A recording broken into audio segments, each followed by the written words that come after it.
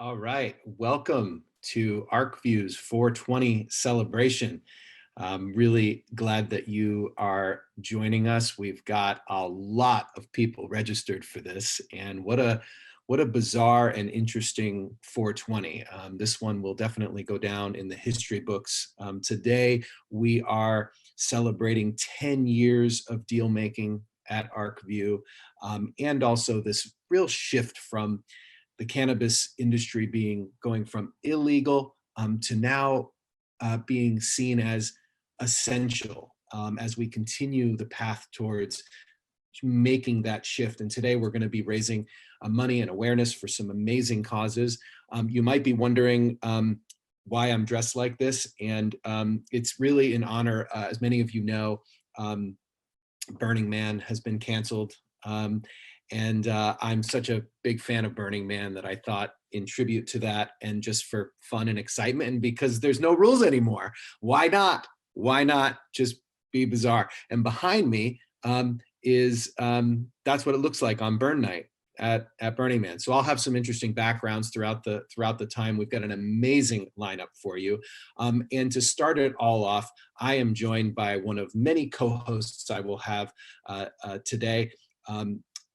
By my co-founder in the Arcview Group and a man who needs very, very little introduction, Mr. Steve DeAngelo. Welcome. Thanks for having me, Troy. Hello, everybody. Happy 420. So, Steve, we were just talking before the show about what's so different about this 420 as opposed to other ones in the past. And you had some interesting insights. You want to share some? Well, I think that this is in many ways the biggest 420 of all times. I've been talking to reporters all week who have been asking me whether, the virus crisis kills the holiday. And my answer is no. The cannabis community it embraces change very, very well. And in a very short period of time, we've managed to convert what used to be a global holiday celebrated by massive gatherings and celebrations in person to virtual online gatherings that I think today are going to result in more people in more places being able to celebrate 420 together than ever before in history. It's a really, really fascinating perspective. And even people who wouldn't normally participate in 420, who wouldn't want to go to a big gathering and consume cannabis with people in a big space, are now getting involved in 420. Yeah, it's a very cool thing, right? It's just making it more open and more accessible for more people to engage. And there's all sorts of cool things happening this 420. Another cool thing about 420 this year is that our prisoners, the part of our community that has been hidden away really and not been much a part of the 420 celebrations now, because of all the attention that their situation's gotten because of the virus, we have a tremendous number of events, including this one, that are going to be raising awareness and raising funds to help the members of our cannabis community who are incarcerated. So I think that there's a lot more voices. I get to visit like a dozen different 420 celebrations, and I've never been able to do that before. So I know that for me, for my message, that the reach of this day is more potent than it's ever been. Yeah, right. We don't have to get on flights. We can, we don't have to, there's some real advantages to be able to sit in your living room and be able to interact with so many people. And while this is a celebration, and we are celebrating the progress that this industry has made, the 10 years of incredible deal making at Arcview. And we're just, because in times like these, you need to have fun. So we're doing it for those reasons, but I think it's also worth pointing out and worth acknowledging that this crisis hasn't been easy on everybody, and that people are suffering, particularly cannabis prisoners, but also many cannabis companies, many people who've been suffering from the virus itself, but then also the economic impact from it. And so I don't want to take any of our celebration to take away from the pain and difficulty that this is causing, and the disruption to our lives that this is all causing. And just wanted to put a point on that, and really hope that you and your family is safe, and that our heart goes out to you in all the different ways people are struggling. Yeah, I think it's really important for us to keep that in mind. Here in the Arcview universe, we have a lot of the most fortunate, most privileged people who live in the cannabis universe. But some statistics say that the median average income of a cannabis consumer across the United States is somewhere around $30,000. And what that means is a lot of our community, a lot of cannabis consumers are really the people who are out on the front lines, who have been declared essential workers, who are working in grocery stores, who are working in delivery services, who are working in healthcare situations, and are being impacted, again, probably disproportionately during this period of crisis. So yeah, we need to make absolutely certain that we do everything we can to come together as a community and make sure that all of us who are hurting are helped by those of us who are able to help. Mm-hmm. Absolutely. And because we're only now about 13 minutes away from the first 420, we're going to be doing this rolling over each of the time zones. And while you and I here are on the Pacific coast, right? We've got 13 minutes for our folks on the East Coast, and so there's so much more that we'll talk about, and you'll be popping back in throughout the day. But I wanted to bring on our new CEO, Kim Kovacs, to say a few words before the big moment. And it's just want to say before we bring on Kim that, when Steve and I started this, 10 years ago, it was, really just an idea, and it's grown and it's grown, and we've nurtured it, and it's gotten to the point where it's ready to be kind of handed over to some leadership to take it the rest of the way. And the beauty of finding Kim to help lead this is really just, it's such a blessing, because Kim was an investor member of Arcview. She raised money for a company that she started through Arcview, and then she sold her company to another company that she met at Arcview. So she's really been at every phase of Arcview, and so she gets it. She really gets how to work with angel investors and how to work with entrepreneurs in the space.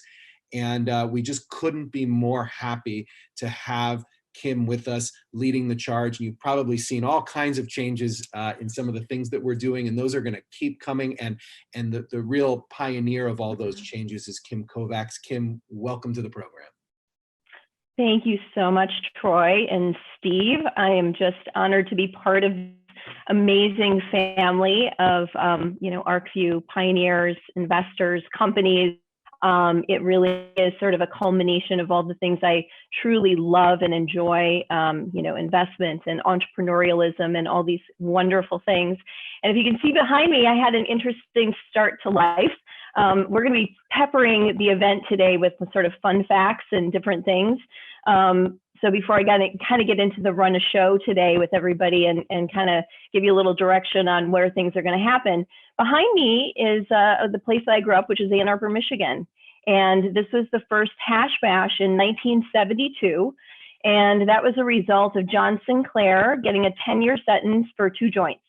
And really, it was an uproar in Ann Arbor. He was a longtime poet and musician and other things in Ann Arbor. And John Lennon actually had a benefit concert for him. And then this first hash bash sort of happened, as a result of that. So 1972 to last year. This is last year in Ann Arbor, Michigan, as a hash bash, which is really the diag in the middle of the campus. And it spilled out beyond that, and it's now part of like the streets and everywhere else. But there were 3,000 to 5,000 people. Nobody can really say exactly how many, but there was a lot. And it was the first year that legalization was now realized in Michigan, and so that was really quite the celebration and party. And so, for me, growing up in Ann Arbor, I kind of thought pot was legal because there was a $5 fine. So when I moved to California and I realized it wasn't, That was quite an awakening for me as well. So anyway, really happy to be here. Super excited about today. We've got a lot in store for you. So, you know, as a participant today, we want you to have fun, but we also want you to check out the things that we think are really important. We want to pay homage, you know, to the pioneers in this industry. We want to support the groups that are here. So if you notice on your screen on the left-hand side there, you're going to see all the different places that you can donate. Things like the Last Prisoner Project that Steve's going to talk a little bit more about today. We've got MPP, we've got a lot of places that people can donate and really help support, you know, the future of cannabis and what that's going to look like. We also have a couple of different rooms up above there. So we've got our Arcview Lounge, we've got our Consumption Lounge. I won't go there. You can do whatever you want in that lounge. And then we also have our Arcview Academy, and then we have our Hall of Brands. And so we invite you to explore. Before I exit stage left, I would like to give our sort of second fun fact of the day. So Jean Sullivan. Jean Sullivan is just one of those people that you meet and you remember Jean for the rest of your life. That's my story. I've known her for years as an tech investor. And the fun fact about Jean is that her firm invested in a little company called NetSuite. It was a great enterprise software platform, and they sold to Oracle for billions of dollars. And so we are so thrilled to have this badass rock star investor as part of our group. So welcome, Jean. Hey, thank you, Kim. Thank you so much for being our CEO too. Troy, how fun you doing, is Jean? today? Hi, Troy. This is great fun. We've got 8 minutes until the big moment. I'm ready to Glad go. you're here, and Kim. thanks, Kim. We're going to hear a lot more from Kim throughout the day.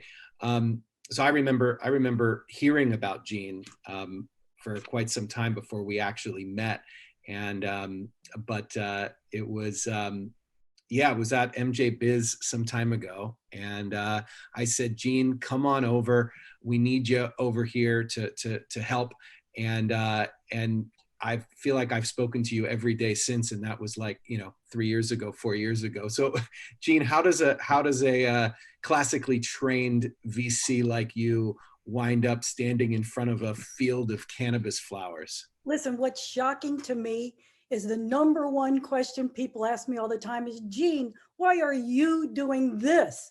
Well, I'll tell you why. First of all, how did this sweet girl go from this, I'm 6 years old right there, to this? I got to stand on the Denver Opera House stage, 1,400 women building cannabis companies. It was my come out role. How thrilling has that been?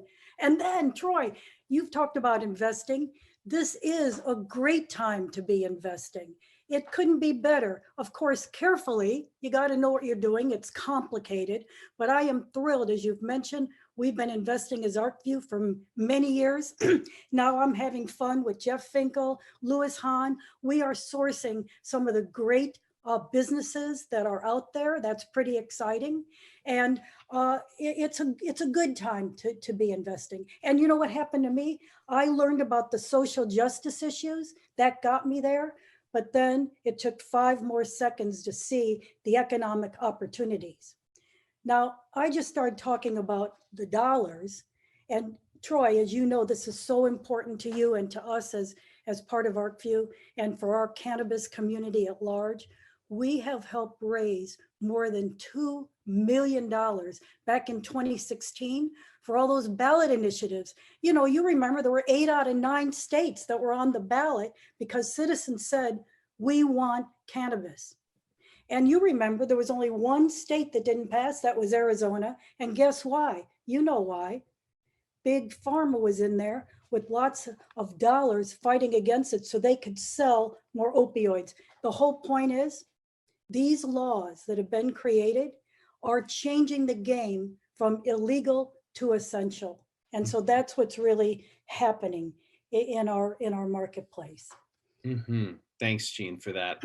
I really appreciate it. And I'm really excited to bring our next guests on, which is just sort of wild, and you found them. This is the folks who actually created or invented 420. Now, I of course have heard, all my life lots of different stories, but it seems as though this is the one that and we'll ask them here in a bit. But let's go ahead and bring on Dave Reddix, Steve Capper, Larry Schwartz, and Jeff Knoll, 4 of the 5 Waldos who have become inadvertently a part of history. Welcome. Hi there. Hello. Hello. Oh. Here we are, the pompous elder statesmen of 420. We're on a video screen in a bunch of squares like the Brady Bunch. Yes. The Waldo Bunch. Yes. So let's just start out. Remember, we have 4 minutes until it's 420. So, but I'm just curious, how is it that 420 came about, and how did you guys become the people who discovered it? Or well, first of all, we had all kinds of catchphrases and slogans. That was only the tip of the iceberg. So we were already on this train of creativity. We were in the beginning. We were the guys underneath the football grandstand, smoking a doobie, wondering what we're doing here. And then Steve explored something, and we got into doing safaris. You can tell them. Wait a second. Hold on a second. You guys are in high school at this time? Yes. Yes. Got it. Okay. 1971. Got it. Far back, before electricity. This is when dinosaurs roamed the earth. And we're not seeing Steve's video. Are you not? Yeah, Steve, you probably got an invitation. Okay, here we go. You probably got an invitation. There you go. Yeah, there he is. He's not technically challenged. That's what happens when you smoke before these interviews. So you want the basic story as quick as possible. One day we're sitting on the wall. We sat on a wall in the middle of the high school campus because we're Waldos.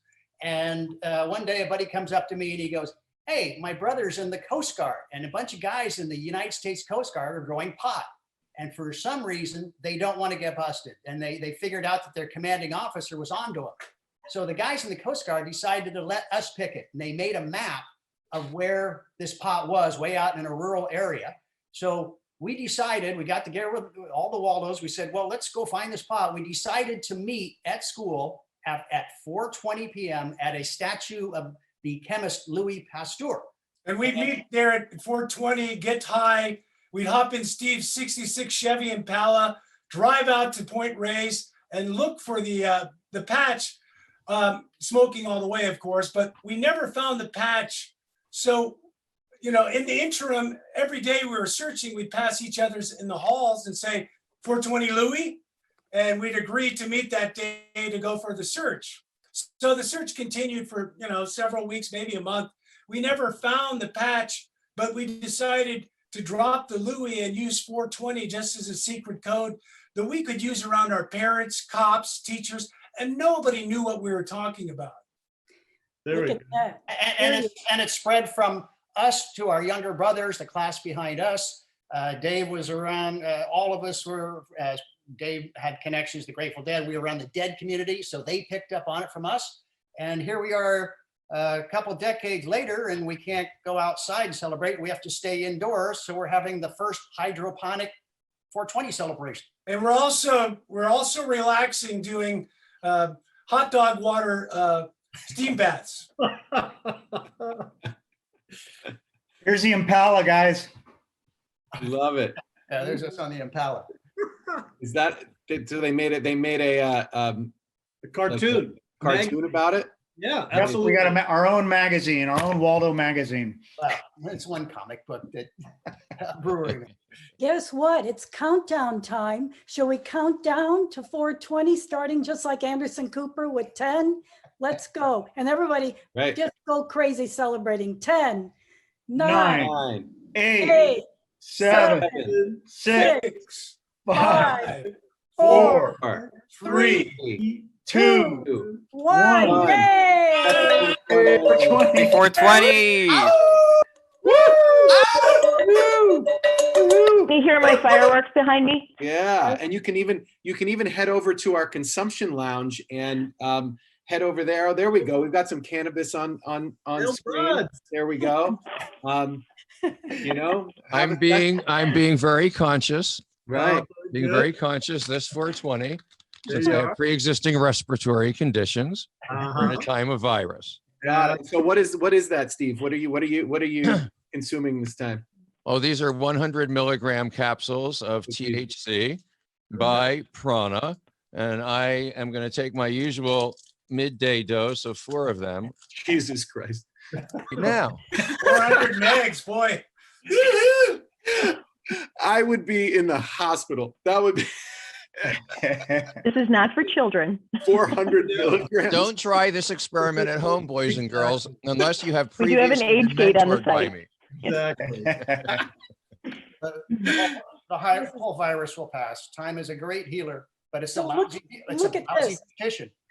Troy, do you remember last year we were going to meet some investors to tell them about investing in some Arcview fund stuff that we've started?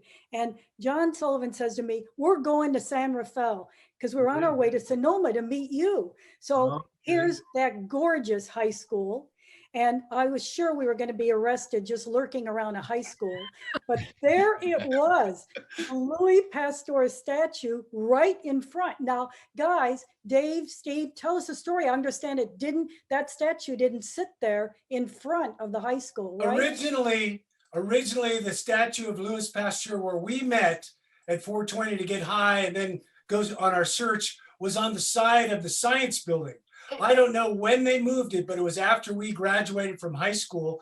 All right. See that green building back there on the left? That Yeah. was The it. picture, that's the science building. It was on the right side, on the side there. And that's where we actually met. Yeah, Now, it was only about 20 yards back behind it, right? I We're heard they straight moved back. it. They moved it though, because this guy, Benny Buffano, don't you love that name? He's Right. the sculptor back in 1940 and he became famous. So they moved it to the front of the school. So here it is, right in front of you. Proof I Yeah, was right there. Oh, but I think it's just missing one thing. Is Buffano still around? Can we get him to add Louis looking at his watch? Oh, that'd be funny. But as I told you before, Louis is the 6th Waldo. Ah, we were surprised. The high school did not like the association with Oh. marijuana for a while. So we thought that they were You're going kidding. to, we thought they were going to pull it out for sure. Right. And then when they kept it, we're like, hallelujah, it's there for years as the center. Yeah. Well, look, they should have you guys at every graduation of that high school class from now on into the future, man. You guys should be a fixture. Yeah. We're the class of 420.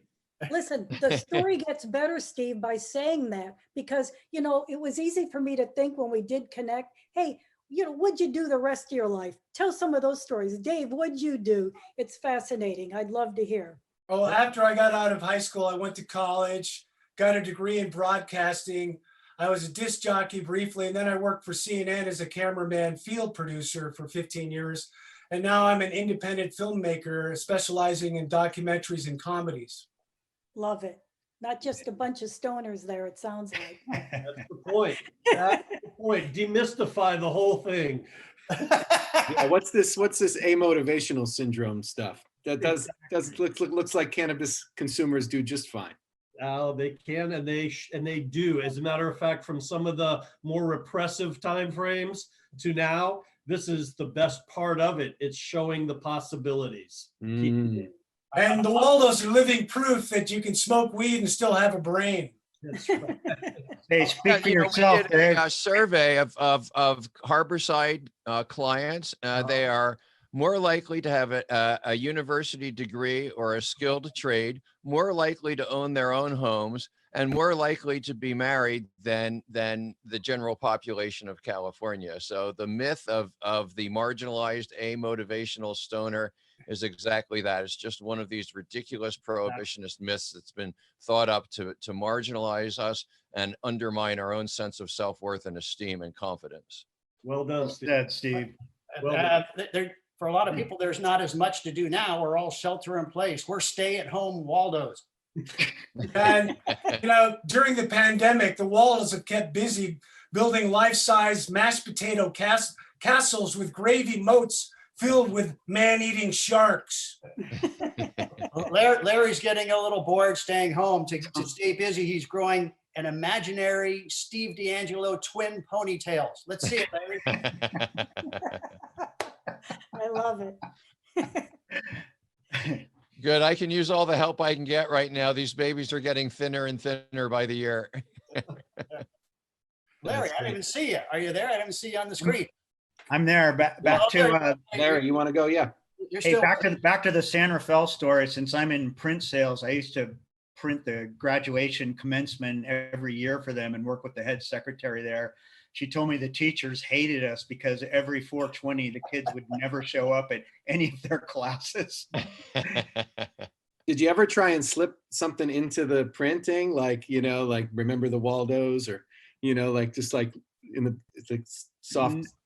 No, but we did slip. Lagunitas made our Waldo special ale, so they had us get together and help brew it one year, and I threw a bud in it, which was highly illegal to do because they could get shut down if any of that happened. So there was more than a hop in that beer once. Well, hopefully there's a good statute of limitations on that. Well, hopefully all the beer's been drunk already. There's no evidence left. Correct. We've been working with Lagunitas for the last 8 years. So this year's Waldo Special Ale is very strong, very danky, and very marijuana-like, and it's in your stores now. Wow. Look at that product placement and everything. Good work. Way to work it in. You guys are pros. How about a question for Steve? Steve, is there any political movement to work with alcohol and marijuana together in the same residence because of the separation? Not that I'm aware of that. I'm not aware of that field. Yeah. Mr. DeAngelo. There's certainly people that are looking to do that, but I think it's probably a long ways off. I think we've got other battles to fight.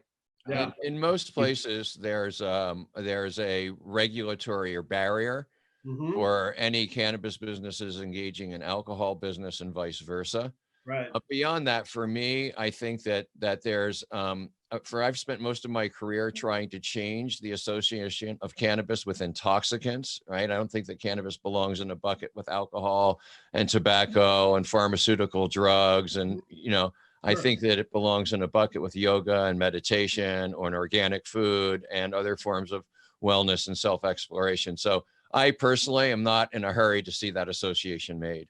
Excellent. I was kind of concerned that might be a push by big corporate as well. Well, look, there are a lot of people whose defining image of an intoxicant, of something that makes you feel good, is alcohol, and it seems natural to them to combine it. But I think that, that people who have sat with this plant and really begun to understand it as a teacher and a healer, right, have come to understand that comparison with alcohol really diminishes the fullness of cannabis. Excellent. I wholeheartedly agree, Steve. The difference between an alcohol drinker and a stoner is completely different. I don't ever see stoners getting violent, and I've seen a lot of people on alcohol get violent, but I'm not against drinking. I'm just pointing out a fact. Yeah. I think one of the big hopes out of this as we see cannabis sales go up is people are at home, they have less restrictions on their ability to consume cannabis. But we've also seen that alcohol sales have increased as well, because a lot of people would only consume alcohol out, and now they're including them in. So thank God we've got cannabis, because we know that for the most part there is a trade-off effect, and the more we can trade off effect the alcohol for cannabis, the better, not just from violence and everything else, but also from health purposes, things will be better. And so, thank to all the people who fought so hard to make sure that this thing, that cannabis was seen as an essential business during this time, because it's going to prove essential to the health of the country as well. Yeah, it's really a testament to to the work that all of us have done over the years in various different realms. And to the people like Dennis Perone and Jack Harrer and Brownie Mary, who aren't with us anymore. And it's Yeah, it's pretty incredible to think that that now cannabis is recognized as this essential product, and it was only barely 4 years ago that the federal government stopped trying to seize Harborside, and I they remember that, still, Steve. right? So it's a pretty large amount of progress that we've made in a small number of years, but it's built on this foundation that goes way back to the work you guys were doing to normalize and destigmatize cannabis. That's what you were doing back there in the 1970s, even if you didn't realize that's what you were doing. Yeah. I Thank you, Steve. I can't That's a tell you perfect- how happy the Waldos all were for this to be legal, because we literally, between the 70s and up to when pot was legalized, had hundreds of conversations saying that we didn't ever think it was going to be legal in our lifetime that we'd see. It was so strict back then. Right. That's why the whole 420 story was such a big deal, because to get weed back then for possibly free that someone was getting rid of was a big deal to us. It was a no-brainer. You're 16 years old, you have no money, there's free weed, you go look. We're in, man. We're in. Mhm. All right. Well, thank you guys so much. We're going to have to keep going. Thank you to all the Waldos, Larry, Steve, Jeff, Dave. What a great honor to have you here. That was fun. Thanks for having us. Yeah, thanks Yeah, for my having pleasure. us. And Have a all great Waldos, 420. we want to just say happy 420. All right. 420. 20 Waldo Thank Mark Thank you, you. guys.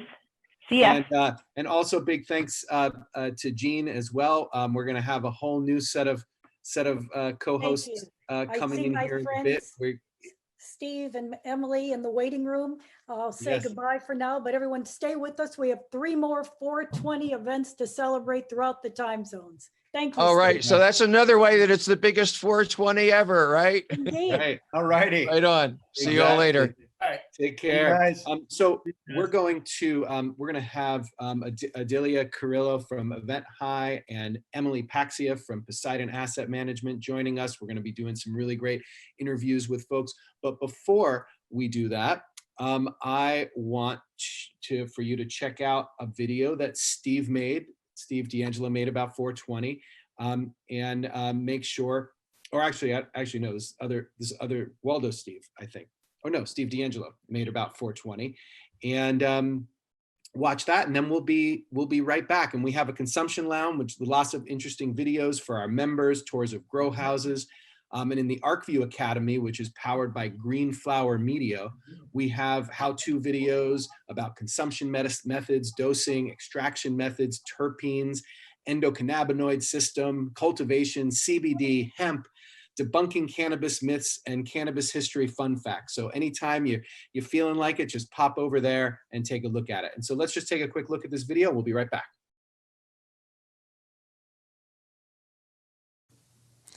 There are many origin stories for 420, but the one I'm going to tell you now is the true one.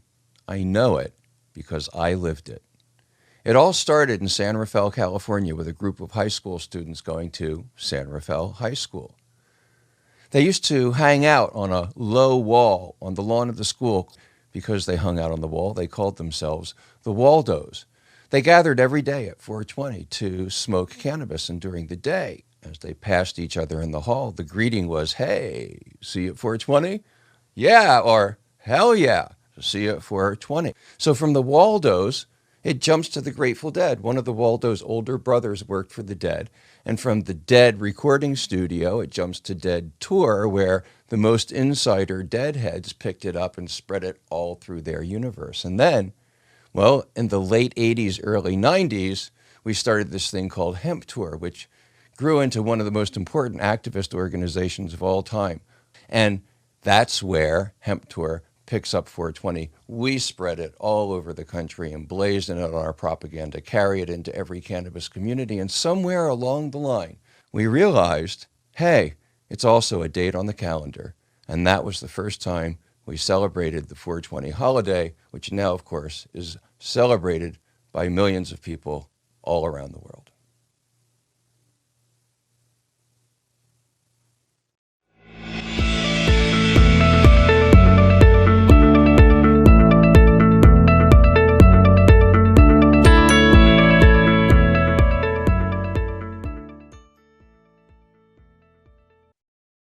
Thank you, Steve. Hopefully that worked technically. We're trying new things here at Arcview and adjusting to all this. So thanks for rolling with the punches. And what an exciting time to be here. I'm really excited to bring our next co-hosts to the stage. Emily Paxia from Poseidon Asset Management has been such a great supporter of getting capital into this industry and doing it in a really heartfelt way. Has been, involved with Arcview for many years, and including earning one of our outstanding member award winners from back in the day, and has always felt like somebody that, like, when things started to get serious in the cannabis sector with real serious investors as the years kind of rolled on. I mean, Emily, meeting you was one of the things that really kind of like was like, right, this is actually going to be fun as it gets more and more pro. And so thank you for joining us and being such a pioneer. Oh, thank you for having me. It's such a special day. Mm-hmm. And I've always enjoyed so much being a member of the Arcview Group and the years that we've spent together working on these various initiatives. I just had a birthday, and a few people who I've now known for almost 7 years because of my membership at the Arcview sent me little videos and things since we're all in quarantine. And Yes. I was thinking about how special that is. Yeah, and we have so many of those videos actually over in the consumption lounge if people want to check them out. Some really sweet videos from longtime Arcview members, which is really sweet. We'll play some of them as we go through. And then we're also joined by Adelia Carrillo from Event High, who I got to meet years ago when she was going through Canopy San Diego. Through Direct Cannabis Network, and has put out more content and been more sincerely interested in the people and the businesses in this industry, and such an advocate for entrepreneurs. And it's great to see you find a new place here at Event High, and I'm really glad you're joining us as well. Thank you so much for having me. I am honored to be here and to celebrate the 10 years of Arcview. Join the conversation. That's awesome. So how's it going with you guys? Like, what's happening? How are you orienting to this bizarre 420 that we've got? Well, I mean, it's funny. I used to struggle with my calendar to figure out how to travel to all of the cannabis events. And then now I'm struggling to figure out how to manage my digital consumption of all of the cannabis events going on around 420. So it's a different balancing act, but equally as exciting in many ways. Mm-hmm. And for us over here, at Event High, we had to really pivot right now. We focus on the event landscape. So being in 37 states, we saw a dramatic effect over the past few weeks. So for us on our end, we're just, focusing on educating our event hosts to host virtual events, and the same thing over here, just consuming all these different experiences that are going to be happening today. So we can also learn and just see what people are doing and how they're uniting around this plant for today. Yeah, what is your advice to people who are like, hosting events on your platform and wanting to do something different? What's something that you guys are sharing that maybe other people aren't? Just so a few of the basics are really understanding that we're competing now with everything that's happening around them at home. When you bring them to an event in a place, it's a little bit more structured. You can block distractions off a little bit better. Mm-hmm. But now you have the dogs barking, maybe the kids playing or knocking on the door or whatever it may be. So for us, it's really trying to make sure that your content is something that's engaging, that they're going to be like, I don't want to miss what he might say in the next 5 minutes. So I'm going to stay here, and kind of block all that noise around them out for that hour. Yep. Yeah, it's a really, really powerful point. Don't you guys, I don't know about you guys, but I feel like I'm busier now than I was before, right? Everyone thinks you're just always available. Yes. Right? It's like there's like 50 different things going on all the time. I'm just like, I can't stare at a screen all day. Like, no matter, like, even at night, that's where we hang out. So it's been kind of an interesting thing. There was like 4 days where I was like, wow, I got lots of extra space and everything else. And then I'm like, oh my God, it's like an onslaught. It's true. Yeah, because you have to keep it is exactly. You have to keep your face like smiling or engaged. Right. If you start looking at on your phone, they're going to know. And it's a little bit more obvious. Mm-hmm. It's true. Totally. And Emily, how about for you? Like how's it going with, portfolio companies and investors and things like that with you guys? Like what's anything happening over there that would be interesting and celebratory? I know there's a lot of challenges, but Yeah, no, I mean, there is a lot to celebrate. We were just saying that Troy, you and I were on that webinar a few weeks ago. Yeah, and we that were was talking fun.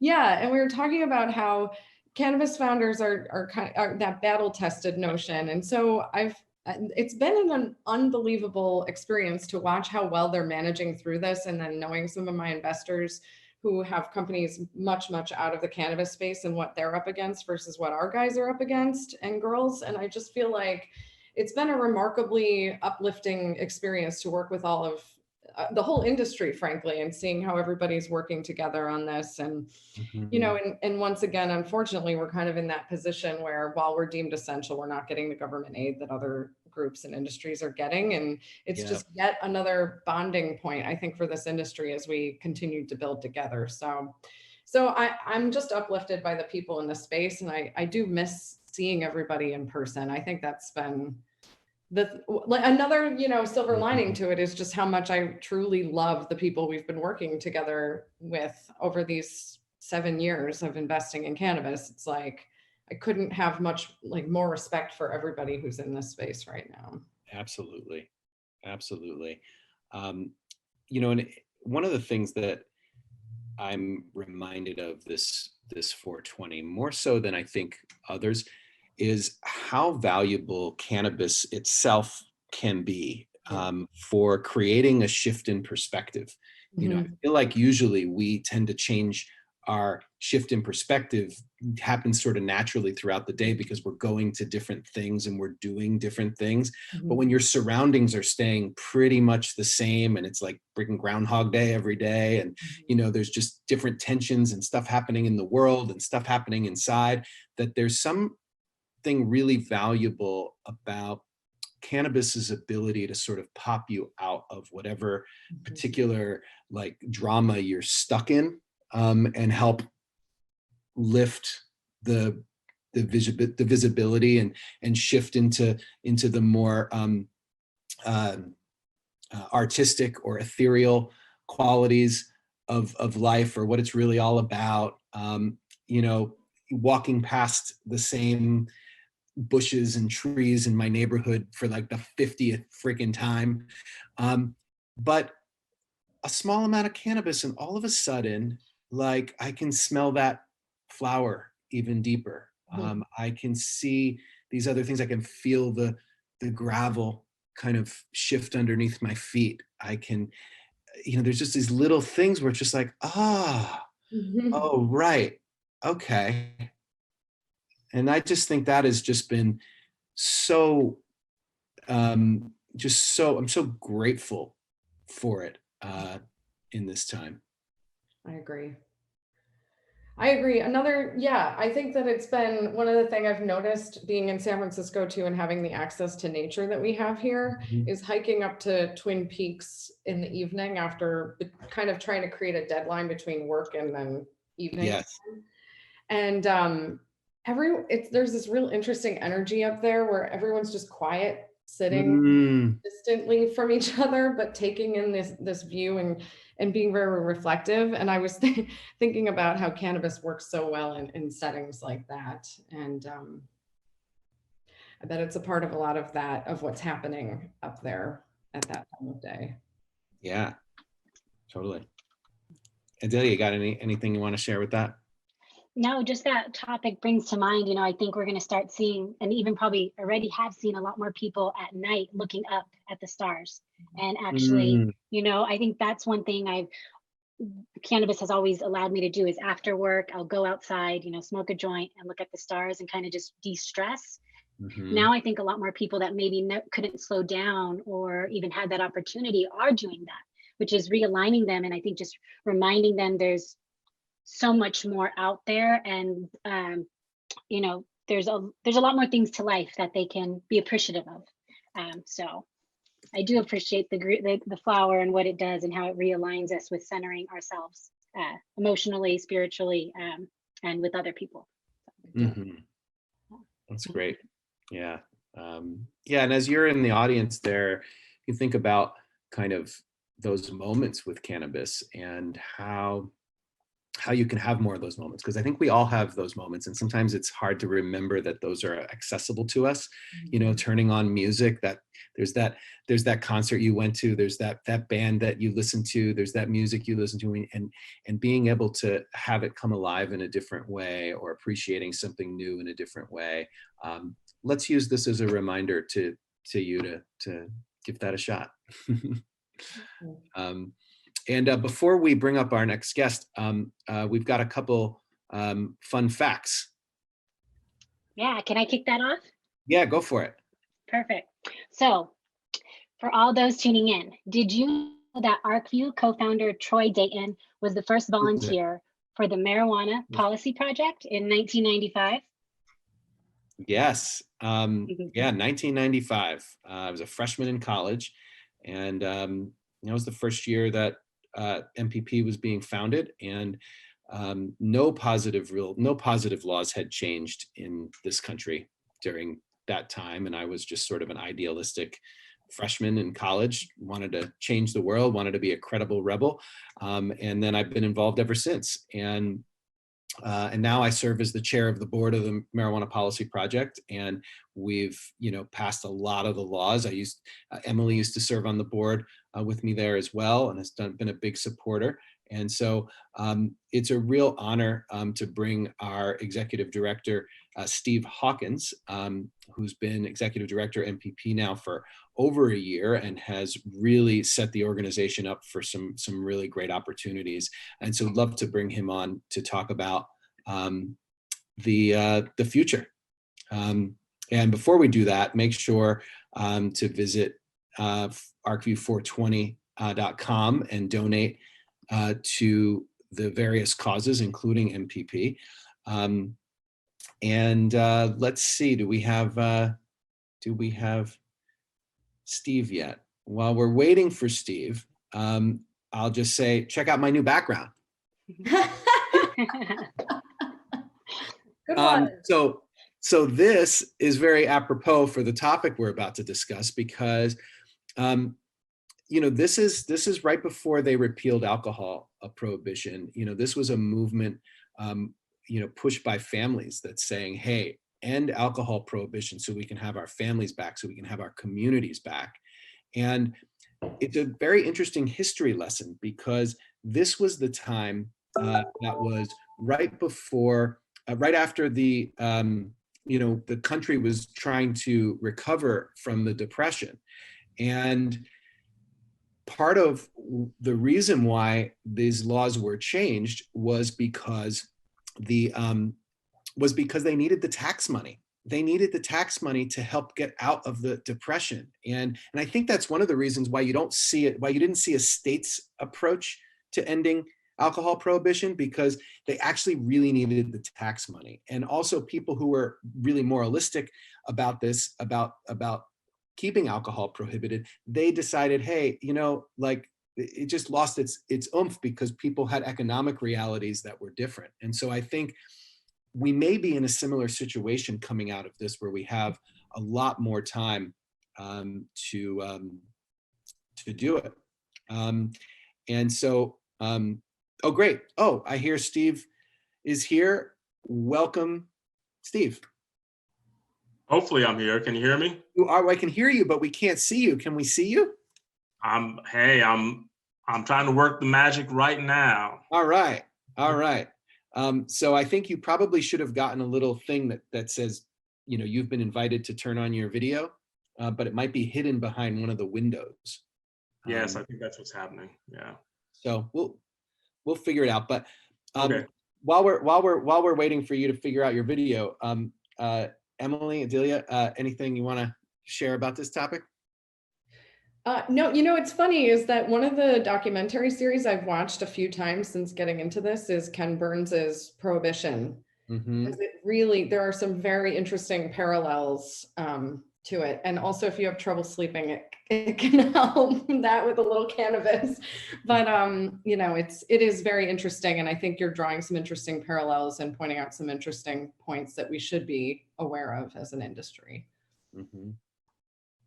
Yeah, I kind of second that. I think, you know, one of the rituals that I do every year before 420 is I do actually watch documentaries the night before about cannabis. And so I'll have to watch that one too, to just see how it correlates. Because we can learn from history, you know, and kind of utilize some of the things that they brought to transition from the alcohol industry and incorporate it towards the cannabis space. So.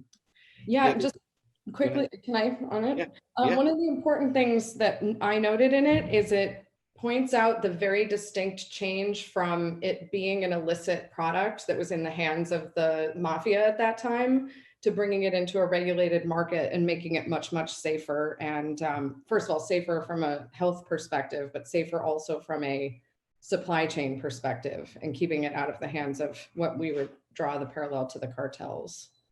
Absolutely. Absolutely. Yeah. Oh, there he is. I made it. Hey, Steve, how you doing? I'm well. Good. Well, welcome to the show. Thanks. Glad to be here. What's MPP up to? And that's, you know, relevant to folks in the industry and in our movement with all this COVID stuff. How's that changing things? What new opportunities and what challenges does it present?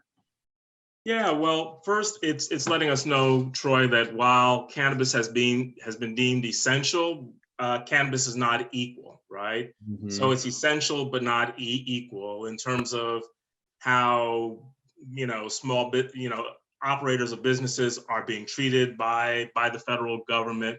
And so MPP has been active with others, you know, to try to get you know, a few things done to see if we can get the SAFE Act into one of these CARE bills. Maybe it'll be phase 4 or phase 5. And then, you know, how to have the conversation with governors, right? That, you know, as the states get some resources from the feds, and eventually they will, what kind of resources can be given to cannabis operators to make sure that the industry continues to thrive. So it's a very strange place to be, and that's one of the things that MPP is working on. But I'm still excited by the fact that we'll see at least 4 ballot initiatives come the fall. There will be South Dakota, where there will be one on both medical and adult use. Which is just phenomenal, and we're working out the media campaign there for that. We'll see medical in Mississippi. We'll see a adult use bill in Arizona, as well as New Jersey, and I think all of those are going to pass. And I think in 21 we're going to see states really hungry for ways that revenue can come into the states. And, you know, Governor Cuomo was asked this question just the other day by a reporter who said, look, you know, are you going to move cannabis legalization, you know, given that New York State is going to need the money? I think that in 21, we're going to hear that more and more. And it's one of the things that I'm excited to, you know, position MPP to really be a leader in that regard. Mm-hmm. And what do you think in terms of banking and other stuff at the federal level? How does this all impact that? Yeah, I think all of that is going to still move. I mean, it's going to happen in the next year. I still think that there's a path forward for banking. We'll have to work with Senator Crapo and get over his concerns. But I think the same argument plays at the federal level. You know, why hold back states, you know, and business opportunities when the country is going to be struggling, you know, to really have an economic recovery. So, and I think if we went in with the ballot initiatives that will legalize at least 3 more states, and there's at least 4 other states in 21, I think we will be ready to really talk seriously and move seriously the end of prohibition at the federal level. And that will bring the 280E relief that we all want to see. So I think it's close. I think we need to get 7 states thereabouts, and I think we have good targets to get that done. That's great. Really excited to be part of this, and I know that with all the economics that are changing in the world, one of the big challenges for anybody running a nonprofit right now is how to make sure that we are able to fund the incredible opportunity that we have right now, as many people are losing their jobs, other people have lost money in the stock market. There's challenges with raising money, and so if you are somebody who is benefiting from the passage of these new laws, and somebody who really cares about ending prohibition as soon as possible, now is a really, really, really great time to contribute something, whatever amount that's meaningful to you. And you can go to mpp.org, or you can, we have links here right on the Arcview 420 thing, where you can go and contribute and help Steve and the team at MPP be able to stay out there fighting hard for you. Anything else you want to add there, Steve? It's our 25th anniversary. I'm wearing one of our shirts, let me see if I can show it. Nice. Founded 1995. So MPP wants to be able to continue the work, and seriously, folks, if folks out there, do contribute if you can. Thank you. Great. Thanks so much, Steve. Thank you. Take care. What do you guys think about the opportunity for political progress here, and what Steve shared? So from my end, I never realized how important, and this is more of a thing that I've learned along the way, is how important politics and policy are behind the cannabis industry. I didn't realize I would also become an advocate for this plant. So I've had to do a lot of personal growth and getting uncomfortable, because I've always voted, but I've never been in tune with the whole political kind of, I guess, agenda, you could say. But this plant has changed that, and it's definitely made me realize the importance in organizations like MPP, and why they do what they do each and every day, and how they can help us move forward for this plant as a whole. Mm-hmm. Yeah, and I think that just thinking back over the number of things that MPP has achieved over the years, I mean, I remember leading into that election 2018, right? Everything's such a blur. 2016. 2016. Oh, Lord. Such a short time. It's so long. But I think that the amount of things that were achieved in that election alone, and that the MPP drove forward along with the other partners in the industry, were unbelievably impressive. And the political strategy, to your point, when I had the privilege to sit on the board with you and to learn about how to approach this from the top down, bottom up, and meeting everyone along the way to really drive this forward, has been remarkable. I think that I'm hopeful that this is the place where cannabis really cements its beneficial impact on society, is during this time. And so I'm hopeful that we can continue to drive that forward and convey that to the politicians, especially as it comes to like the banking regulations that Steve was pointing out. I do worry that some groups will use the crisis that we're going through with the pandemic as a kind of a wedge to throw in front of it, like what we've seen in Massachusetts, which has been unbelievably disappointing. But yeah, that does worry me. But also like Mexico just extended the timeline to get their law through. But I think but I'm still seeing progress, and I'm still seeing what I'm seeing that's interesting. And it's like what happened with Jeff Sessions, is you throw down these gauntlets, and then the constituents speak in favor of the plant. And I think that's a really, really strong voice when it comes together, saying that, no, we want rights, we want access to this plant. And that's what will drive the politicians to change their points of view. Absolutely. Yeah, we're in a very, very unique position right now, and I think we've got a real chance to move the ball forward. You know, whenever there's a lot of change politically or economically, there's a lot of opportunity for everybody to be able to move the ball forward. So let's do it.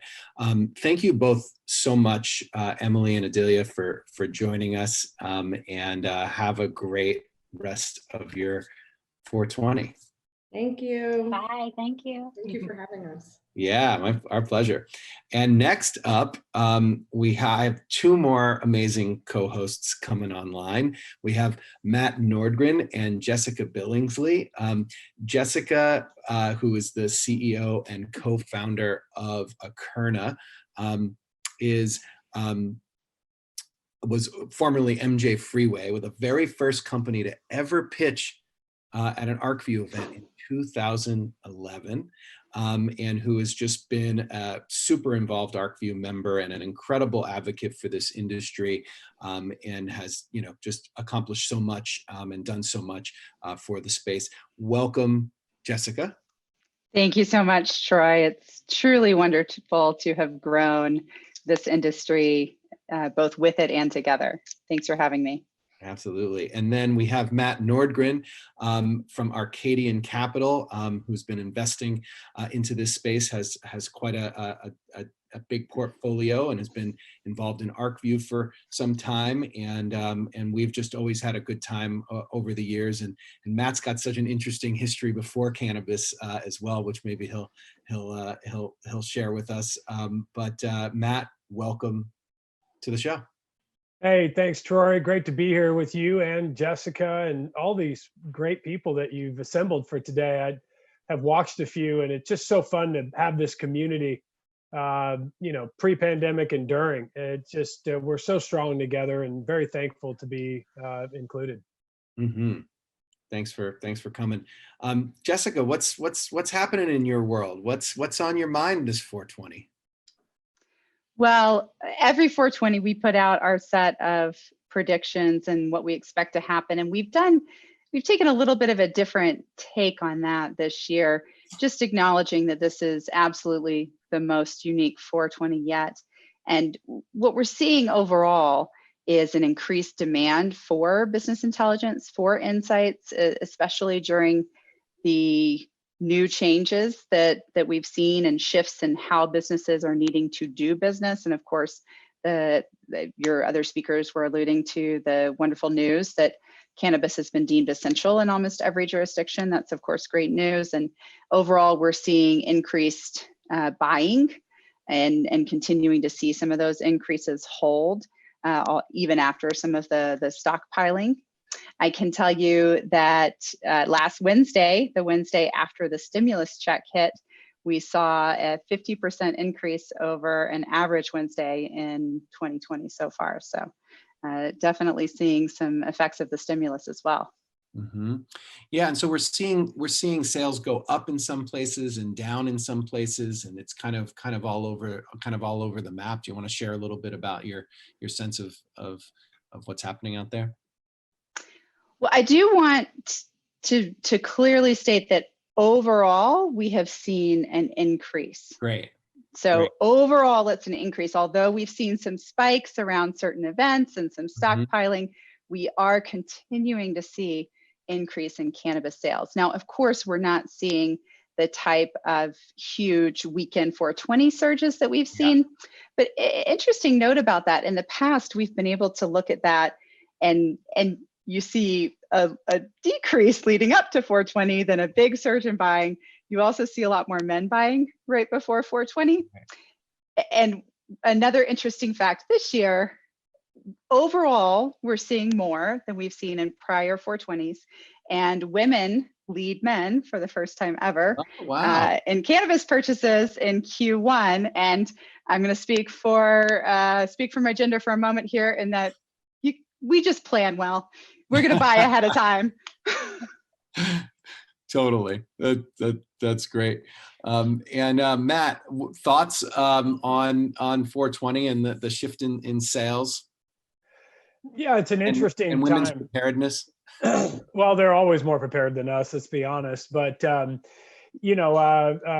speaking on some of the points Jessica just brought up, and quite frankly, we're very excited for what she's working on. I feel like Akerna is just buying up everybody nowadays, and one of our companies is a benefactor of that Ample. So we've been able to watch some of the Akerna reports, and I'm glad Jessica brought that up, because I saw the one you put out last week in terms of these stimulus checks and the spending there. And I sent that around immediately to everybody, because what a great thing for the industry to say. People get a few dollars and this is a category they choose to spend in. So I think that's really cool, really important. But this is a time where consumer behavior patterns are changing, and in every industry they're going to change, some industries more than others. But what's really fascinating about ours is that, as Jessica just pointed out, most all of our lines of revenue are still intact. And I don't know that there's another industry in the world that can say these three things. Going into the pandemic, according to BDS Analytics, the industry grew at 36%, which is phenomenal. And Troy, you and I are both involved in that business. I think we're involved in a lot of companies together, but yeah, that's encouraging. So not many industries can say that going in. And then during, to be deemed essential and have these types of revenue events that Jessica's talking about is rare. Now, you look at alcohol or something like that. Alcohol is widely thought of as recession proof. Cannabis has been, looking forward to the opportunity where we can be in a recession to say we are. But a pandemic is different. Yeah. And it's different because a lot of places are shut down. If you're alcohol, a vast majority of the areas you generate revenue are gone. And so is alcohol recession proof? It may be at the liquor store and delivery, but it's certainly not for bars, events, restaurants, planes. Yeah. And cannabis today, the way the rules are written, almost $0 of the 16 billion, give or take, in 2019 was generated in a public, commercial, social way. Mm-hmm. And so during the pandemic, we really don't lose a lot of the lines of revenue. So I think we're in a strong position. And then the third point is, coming out of the recession, there is going to be an interesting data point to pay attention to in consumer behavior. In cannabis, once the pandemic is over, the way the rules are written today, there isn't another way to purchase your product. The same lines of revenue are available to you before, during, and after, for the most part. If you look at an industry like Zoom or something, right? Everybody's using Zoom. We're on it now. It's phenomenal. But when the pandemic is over, I want to see you guys in person. People want to meet in person. Right. Esports have been great. People want real sports too. So there will be a benefit in terms of consumer behavior patterns for most industries that are like Zoom and esports. But the difference is, when it's over, people have another way to go consume. In cannabis today, you don't have that. So it's a really interesting time, given this is 420, to pay attention to these demographics and their behavior patterns.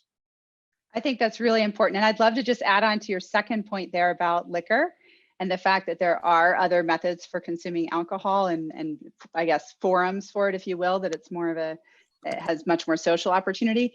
We did speculate that that would be the case. And we worked with the Last Call Analytics division over at Ample Organics, which does their liquor analytics and also their cannabis analytics. And we were able to find that two interesting points.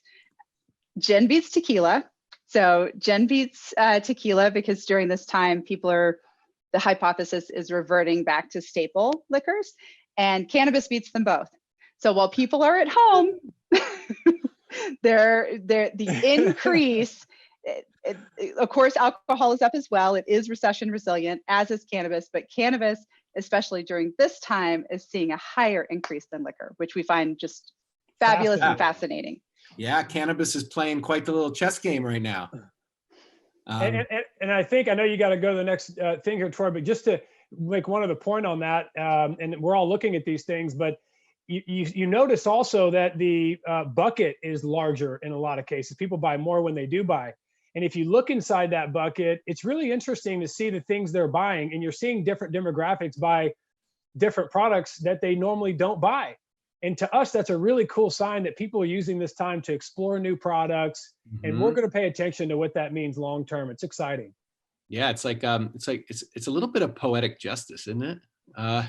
in a way, like to see the business doing well. And it's worth pointing out that's not doing well for everybody, and particularly companies that are relying on investment capital. I think, it might be a tough time on that front, and there's uncertainty and there's people impacted. So it's not all good news, but there's some really good news. I'm really glad you guys are sharing that.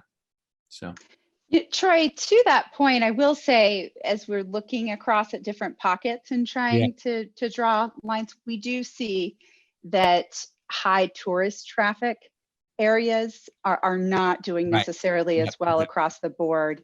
And of course, we hope to have the opportunity to go back to some of our favorite tourist destinations, like our Arcview event in Las Vegas, where we one of those Arcviews, fun fact, we saw Jim Belushi perform with a full band at one of our after parties. And gosh, he's just an incredible advocate for the industry. Another time he gave a few of us a backstage tour of the House of Blues in Chicago as well. Just one of these days, we're going to get back to those tourist destinations. One hell of a party. Thanks. So let's bring our guest on. Kim Rivers is the CEO of TruLeave, which is one of the largest sellers of cannabis in the country, mainly focused in Florida, but throughout now. Welcome. It's been on the Arcview stage before. Welcome to our virtual stage, Kim. Thanks so much for having me. Happy 420, guys. Happy 420, Kim. Happy 420, Kim. How's it going for you guys? And any thoughts for this 420 that you'd like to share? Oh my gosh. It's been crazy. We've been pivoting across the company, across the state, different parts of the state, responding a little bit differently as we've transitioned to kind of the hopefully new, not for long normal, as I call it. But we're trying to maintain, I think, a sense of just celebration today, and we're saying let's all come together even though we can't be together, and trying to bring that sense across to our employees and our customers and our stores. And we had, of course, these huge celebrations planned with food trucks and bands and all of the things, right? And now we're trying to again keep that spirit alive, and I think that's kind of what cannabis allows us to do, right? So just really honing in on that and maintaining our positive outlook and keeping the smiles on our faces. And we all have our shirts on, 420. And so and trying to just keep everyone's spirits high, and like I said, happy to be here, happy to be alive, happy to be part of it all. That's awesome. Thanks for joining us. Yeah. Matt, Jessica, thoughts or questions for Kim? I do, actually. Hey, Kim, good to see you again. Good to see you too. Our team was watching a presentation you did the other day with Boris and Charlie. Yeah. And I found it fascinating to listen to you guys. And one of the things that I think would be interesting for the audience to hear a little bit about is your thoughts on what this means going forward in terms of legalization in various ways, institutionalization, federalization. And you guys talked a lot about that, and in particular, some of the correlations to alcohol prohibition and why that happened. And, this is eerily almost similar in terms of the need for tax revenue and job creation. Can you talk a little bit about that for the audience? Absolutely. We are really hopeful, I would say optimistically and cautiously at the same time hopeful that this provides a catalyst for us to have more meaningful conversations at the federal level with respect to legalization. We certainly think that there is conversation that's happening now, and we're, along with a lot of folks involved in talking about, safe banking and how this is, primed for as an industry to not just be a kind of brushed aside under the table still to in some extent, right, cash only business, but really it's time for us to be and to be able to contribute as a as an economic engine. I mean, for example, we have over 3,000 employees across all of our dispensaries across the country, and we're a very large employer. It's not that we, as an industry are asking for much other than to just allow us to be regulated like any other business in this country and allow us to contribute like any other business in the country, but in a fair way, right? And that means not hamstringing us, not putting us under 280E taxation requirements, allowing us to create robust and regulated supply channels, allow us to enter into commerce like any other business. And I think that, because of the shift and the realities that our country is facing, it allows us to have those conversations in a more real way that makes maybe a little bit more sense from a taxation and a revenue perspective than maybe perhaps before. And so I think it's an incredible opportunity. I'm certainly involved in those conversations. I welcome and please, for those of you who are watching, join us in those conversations.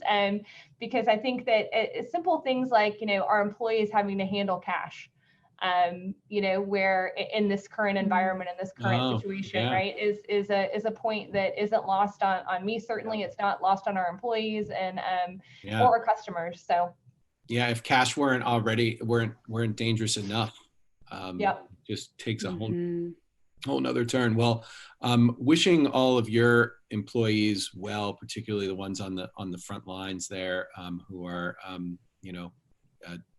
doing this and doing the hard work of getting this medicine to people. Thank you, Kim, for joining us. Matt, thanks for joining us. Jessica, thanks for joining us. It's great to be connected with you in this bizarre time, and good luck with all of your businesses, and have a great 420. Happy 420. Great to see everyone. Collaborate, collaborate, collaborate. Thanks, guys. Bye. Take care. And while we are transitioning, just want to remind you that the #1 cited market research for the cannabis sector comes out through Arcview in partnership with BDS. And coming any day now is the release of our 8th edition of the State of Legal Cannabis Markets, coming out in just a few weeks. And then today we've got available our branded cannabis, which is revolutionizing the market and how people are orienting to brands. It's going to be a really great, that's a great report. Be sure to get that. Got some extra time on your hands, some good reading. And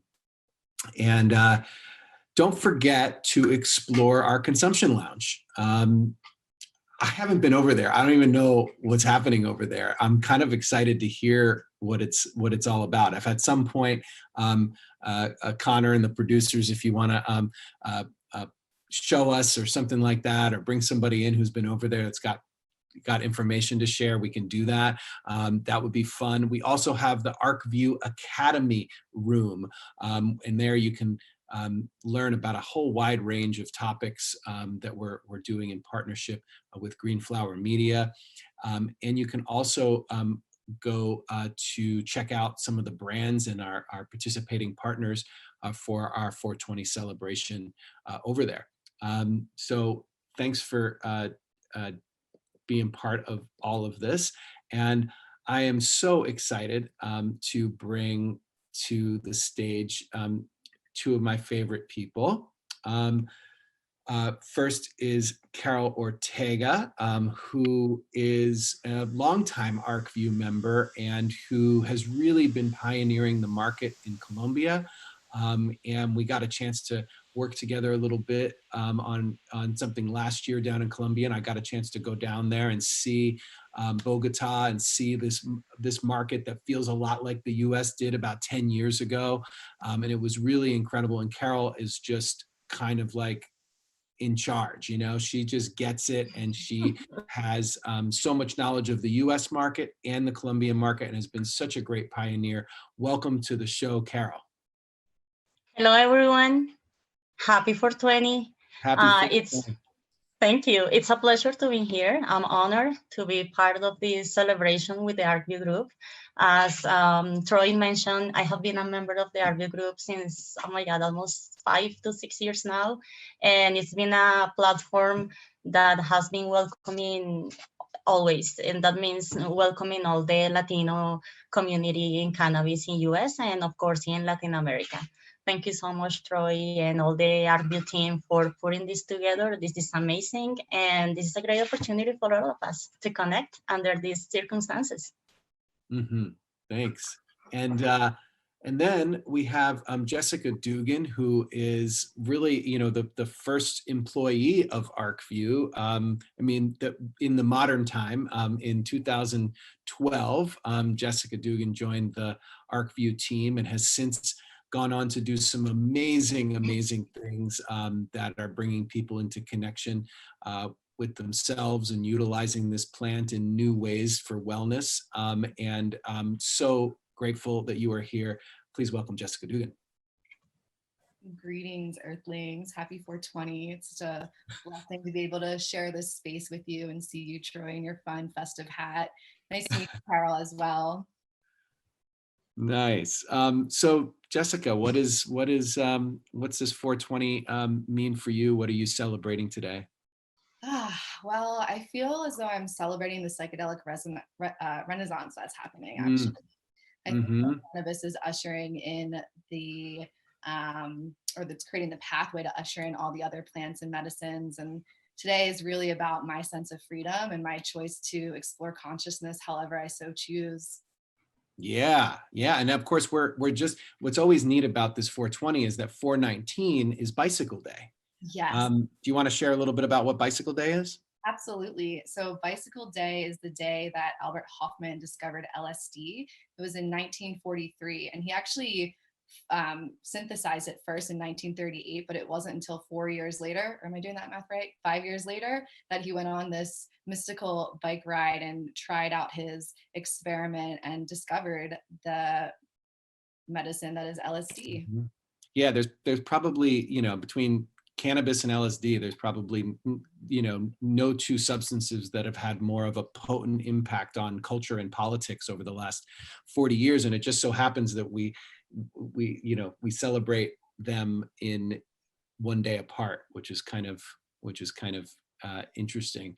And Carol, how is it going in Colombia right now? I mean, are you guys under shelter in place as well? And if so, how's that all going there, and how's it impacting the cannabis sector? Well, we are in quarantine. It's been 28 days, if I remember well. We are in quarantine. Mm-hmm. All the commerce is closed. The streets are totally empty. Of course, for the cannabis industry here in Colombia, we have been seeing a big impact, especially because you mentioned it. It's like California 20 years ago, where the whole industry was consolidating, where we didn't have very clear channels of distributions. Here in Colombia, we have legalizing cannabis, but pretty much only the primary activities of the value chain, if you will. So we have cultivation going on, we have extraction going on, but we didn't really develop all the ancillaries part. And this is a discussion that I have been involved with the government since 2016, and we're still in the going. But we need to put together the ancillary activities regulated, so we can fully extend the industry as a whole. We don't have dispensaries, for example, and without dispensaries, it's almost impossible that a patient have access to cannabis. Another issue that I think is very important to keep an eye on here in Colombia and in all Latin America is the legalization and commercialization of the flower. We cannot export flower, which is okay. I understand that we want to develop the whole industry in a full, but for the internal patients and for the internal commercialization and for entrepreneurs to be successful, we need to develop the local market. And this is a challenge. We have been in many conversations with the government, and we are helping. We are part of a technical commission of that has the challenge of improve the regulations here, and definitely the commercialization of the flower within the internal market is one of the key issues, and also the development of the whole activities, not only the primary activities, but also the second and supportive activities in the whole value chain. Yeah. And yeah, well, sales and money still goes to this illicit market right now. I'm a patient myself, and I still have the need to reach some black market material, if you will. And this is not okay under this legalization movement, especially for the investors and for the entrepreneurs that have put a lot of money and a lot of resources and time developing. We should have that opportunity, and that's some call that we are having with the government. We need that help right now.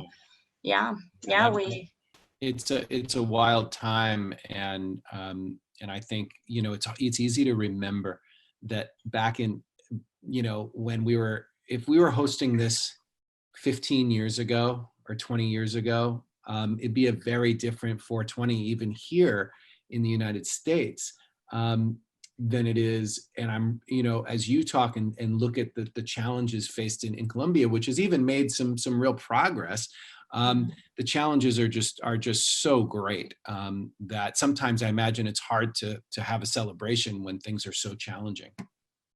Yes, definitely. But on the bright side, we are definitely celebrating peace. This is something that I always point out, and in every time that I have the opportunity, and is that all the efforts in Uruguay, and mainly of the efforts of legalization in US, brought to Colombia peace after 50 years of civil war. I was born into a war, and I thought that will never end. And finally, it ended, and it was because cannabis legalization and all the efforts that you guys have made, or that we all made in US. And so thank you. So this is we are always going to celebrate peace.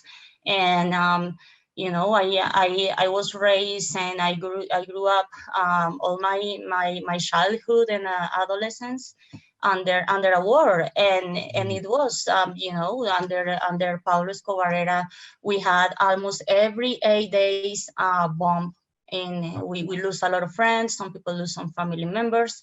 So there's always a beautiful 420 to celebrate, because we are in peace, and this should be an example for Afghanistan and other countries in the world that are in the process legalization of cannabis, and hopefully later on all psychedelics and drugs will bring peace. So thank you so much. May it be so. May it be so. Thank you, Carol. Speaking of peace, Jessica, I just realized that we just Central Time just had their 420, and we missed it. So let's congratulate. Happy 420.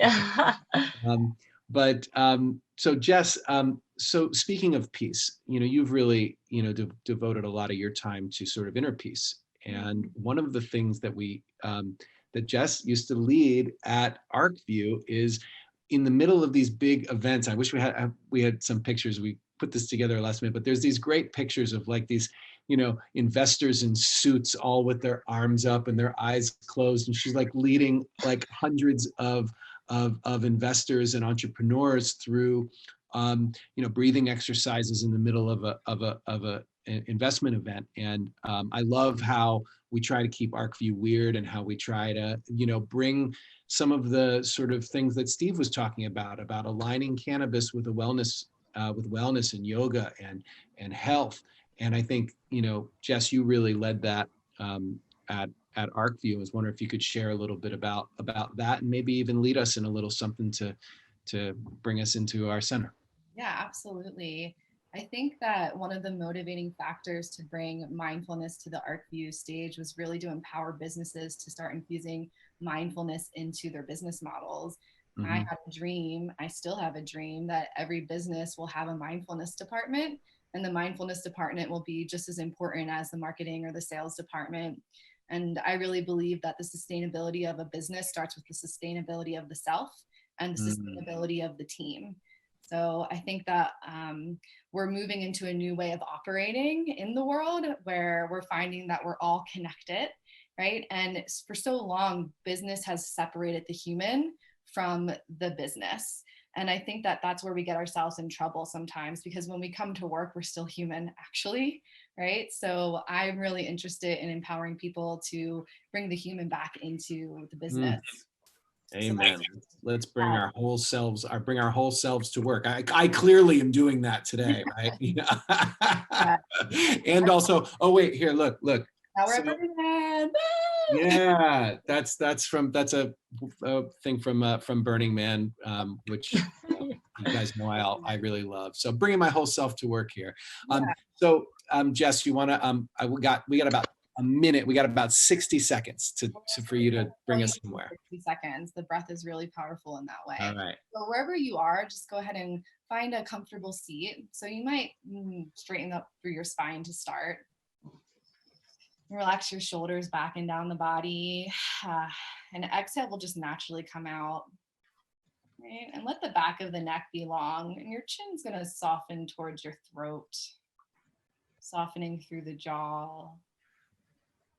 And then bringing the next breath you take in through the nose all the way down into your lower abdomen, maybe so that the breath dumps into the pelvis.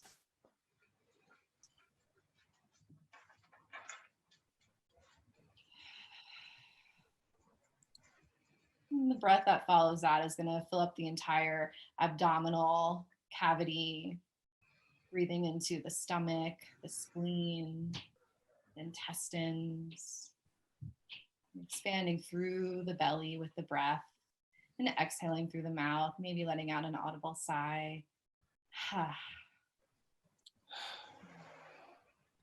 then the breath that follows is going to come into the heart space, right? And then expands through the space between the shoulder blades and all the intercostal muscles between all 12 ribs. Full breath in through the nose.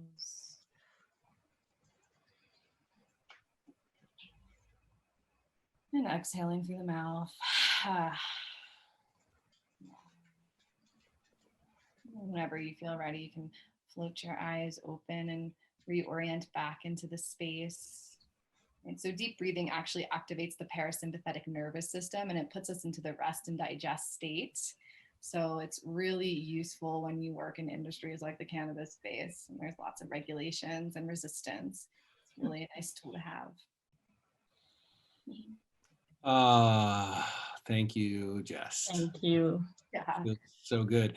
And it's such a great reminder, it's just a reminder that we're humans, and we have nervous systems, and business for the most part is not set up for those nervous systems. So if we don't take action and we don't actually push forward into it, then we're going to neglect this whole other part of ourselves that brings so much joy and benefit back to the business, and that allows us to create better businesses by paying attention to it. But it does mean that for some people, it's got to push them a little outside of their comfort zone, or they think it's like too woo woo or whatever. And it's like, there's good stuff on the other side of that woo, isn't it? Totally. There's a really great book called Eat, Move, Sleep, written by a business. Oh yeah, I've read that. Tom Rath. And he kind of helps it not feel so woo woo for the newbies in the room. Right. Yeah. Yep. Totally. Well, I was going to say, speaking of woo woo, we have Aaron Smith, but he's like the least woo woo guy I know, I think. I don't know. Maybe that's shifted. Let's welcome Aaron Smith, who's the executive director and co-founder of the National Cannabis Industry Association, to the show. Hey, Troy. Hey, these are some pretty surreal times. So sometimes I maybe get a little woo-woo, and I really appreciate that, Jessica.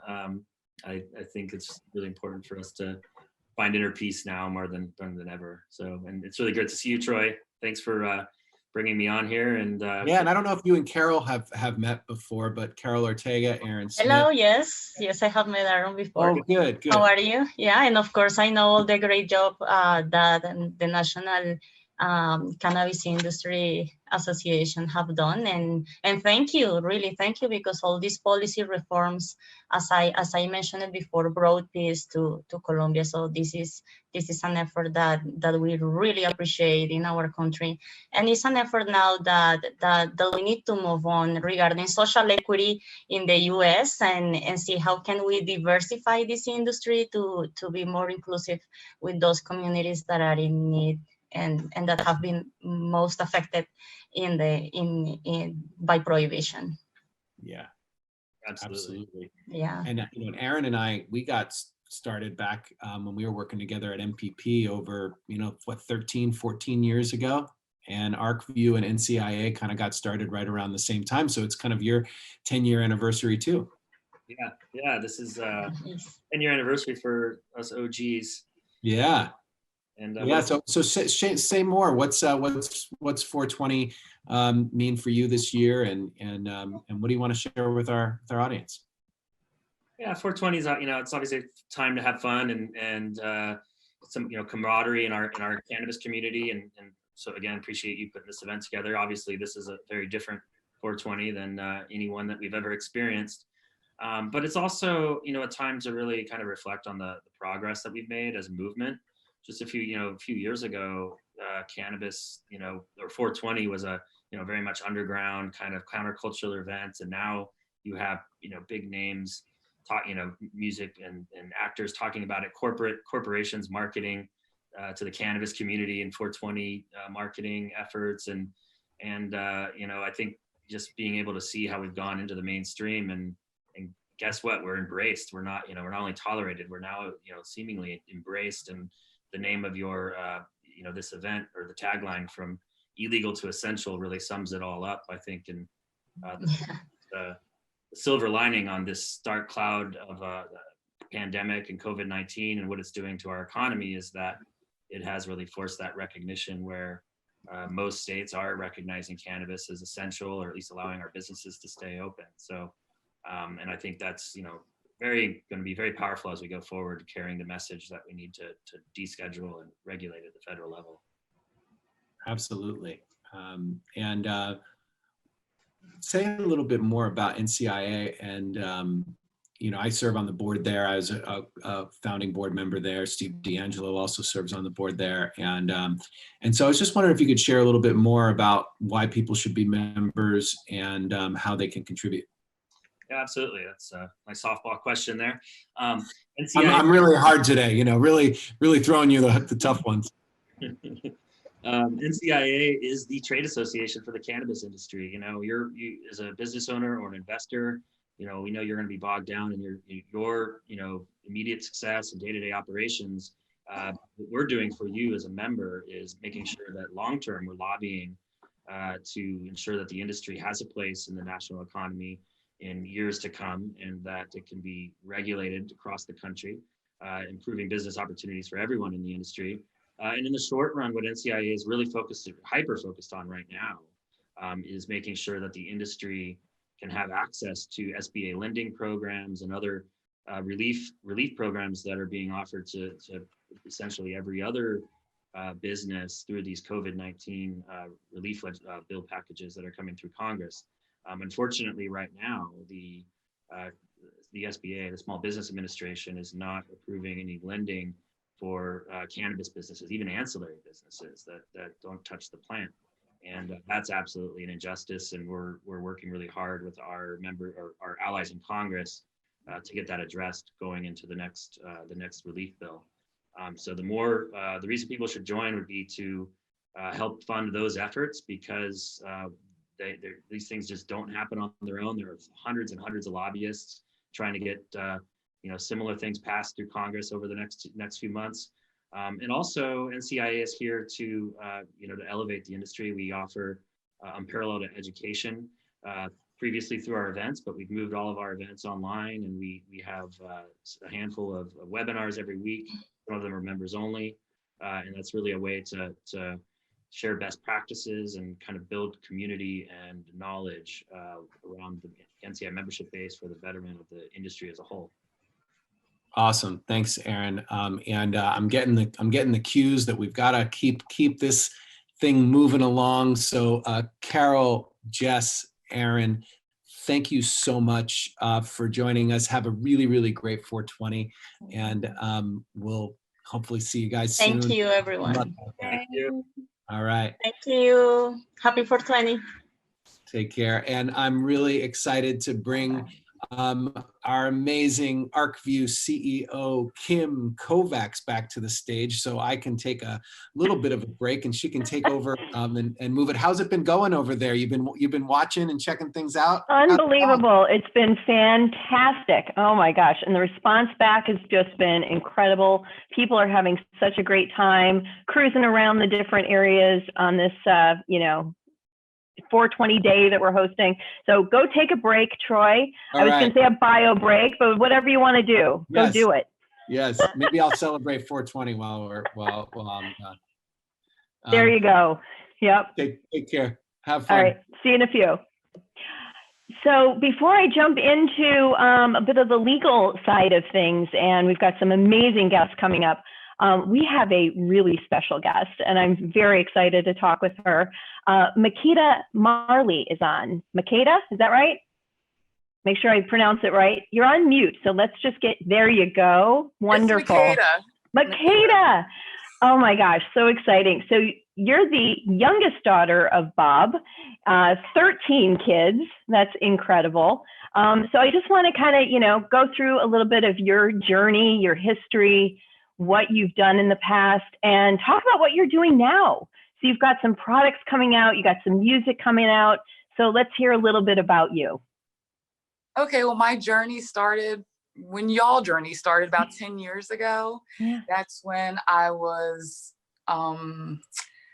arrested and caught growing marijuana.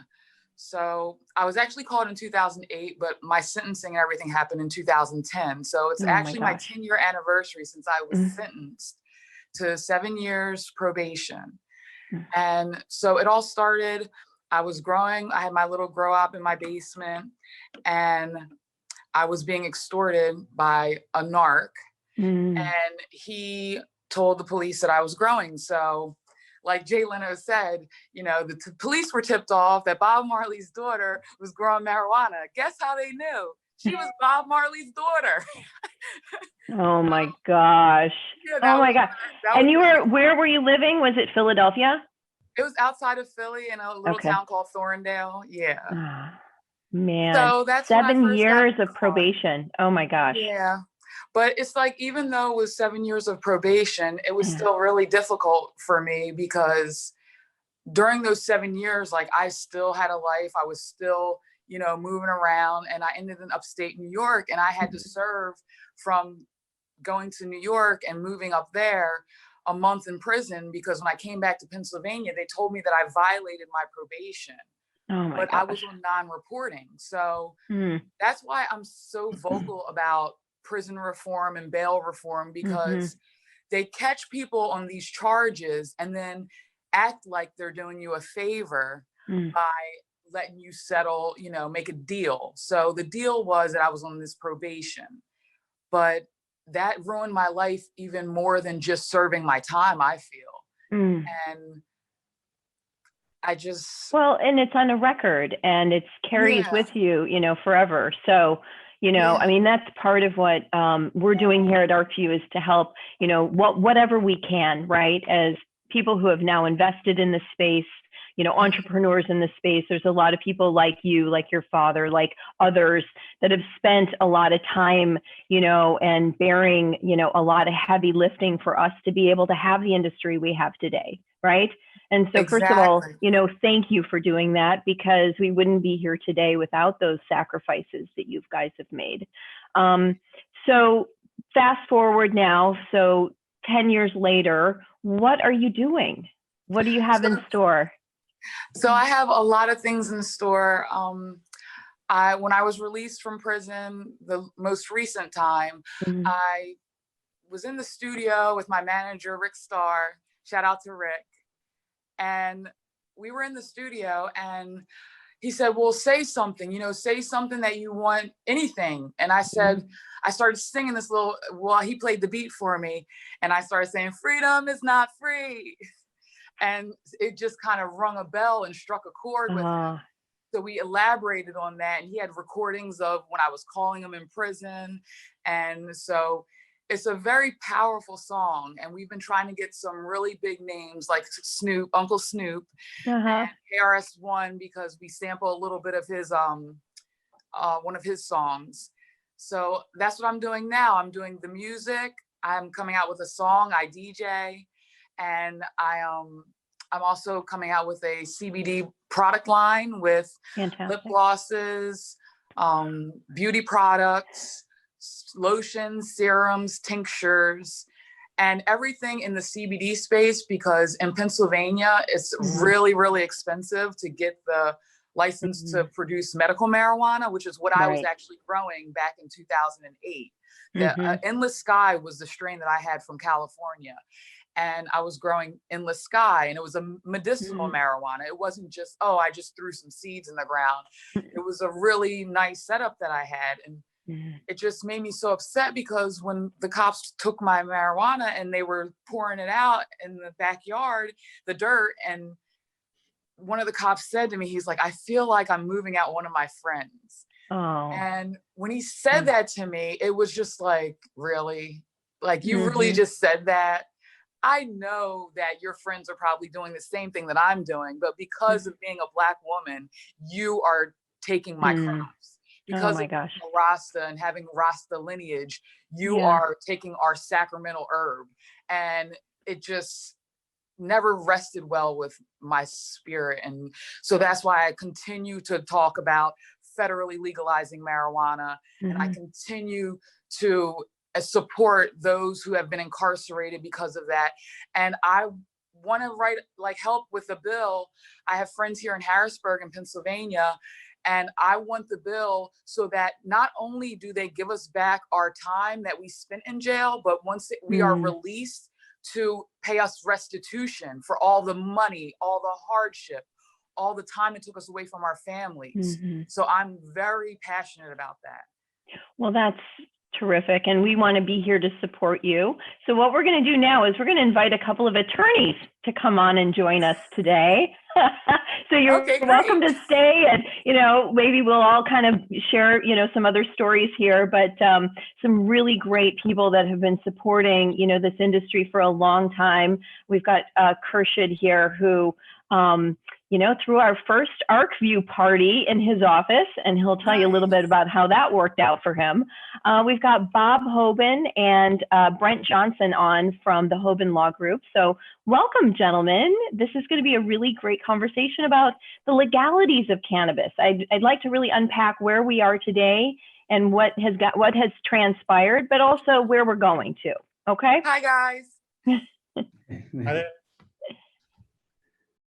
All right, who wants to jump in first? Well, thank you. Thank you for having us. Bob, did you want to go first? No, Kershid, it's all you. Thank you. Good to see you guys.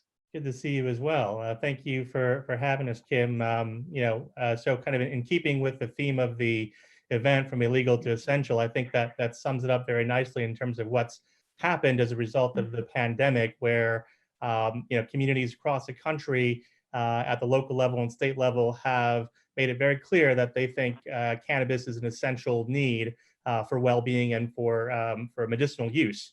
So much so that even in California now, there's really no distinction between adult use and medical use, and jurisdictions are allowing stores that are licensed for both to sell both. And so that has really moved the needle quite a bit on where we're at in terms of public sentiment on cannabis, and hopefully will also move the needle at the federal level when we start pushing, and as we are pushing right now, for banking reform and for SBA reform. Just one of the hats that I wear in the industry. Is I currently am the chairman of the board of directors of the National Cannabis Industry Association. Just our wonderful executive director, Aaron Smith, on, who said, we're working very hard with coalition partners in industry and in other trade associations to move the ball forward on those two pieces specifically, because it's so unfair that even though we're acknowledged as an essential business, we're being cut out of the COVID-19 relief. So that I think is the big headline here, is that we're moving as an industry to try to push for government to understand that essential designation that the people say is correct, is legit.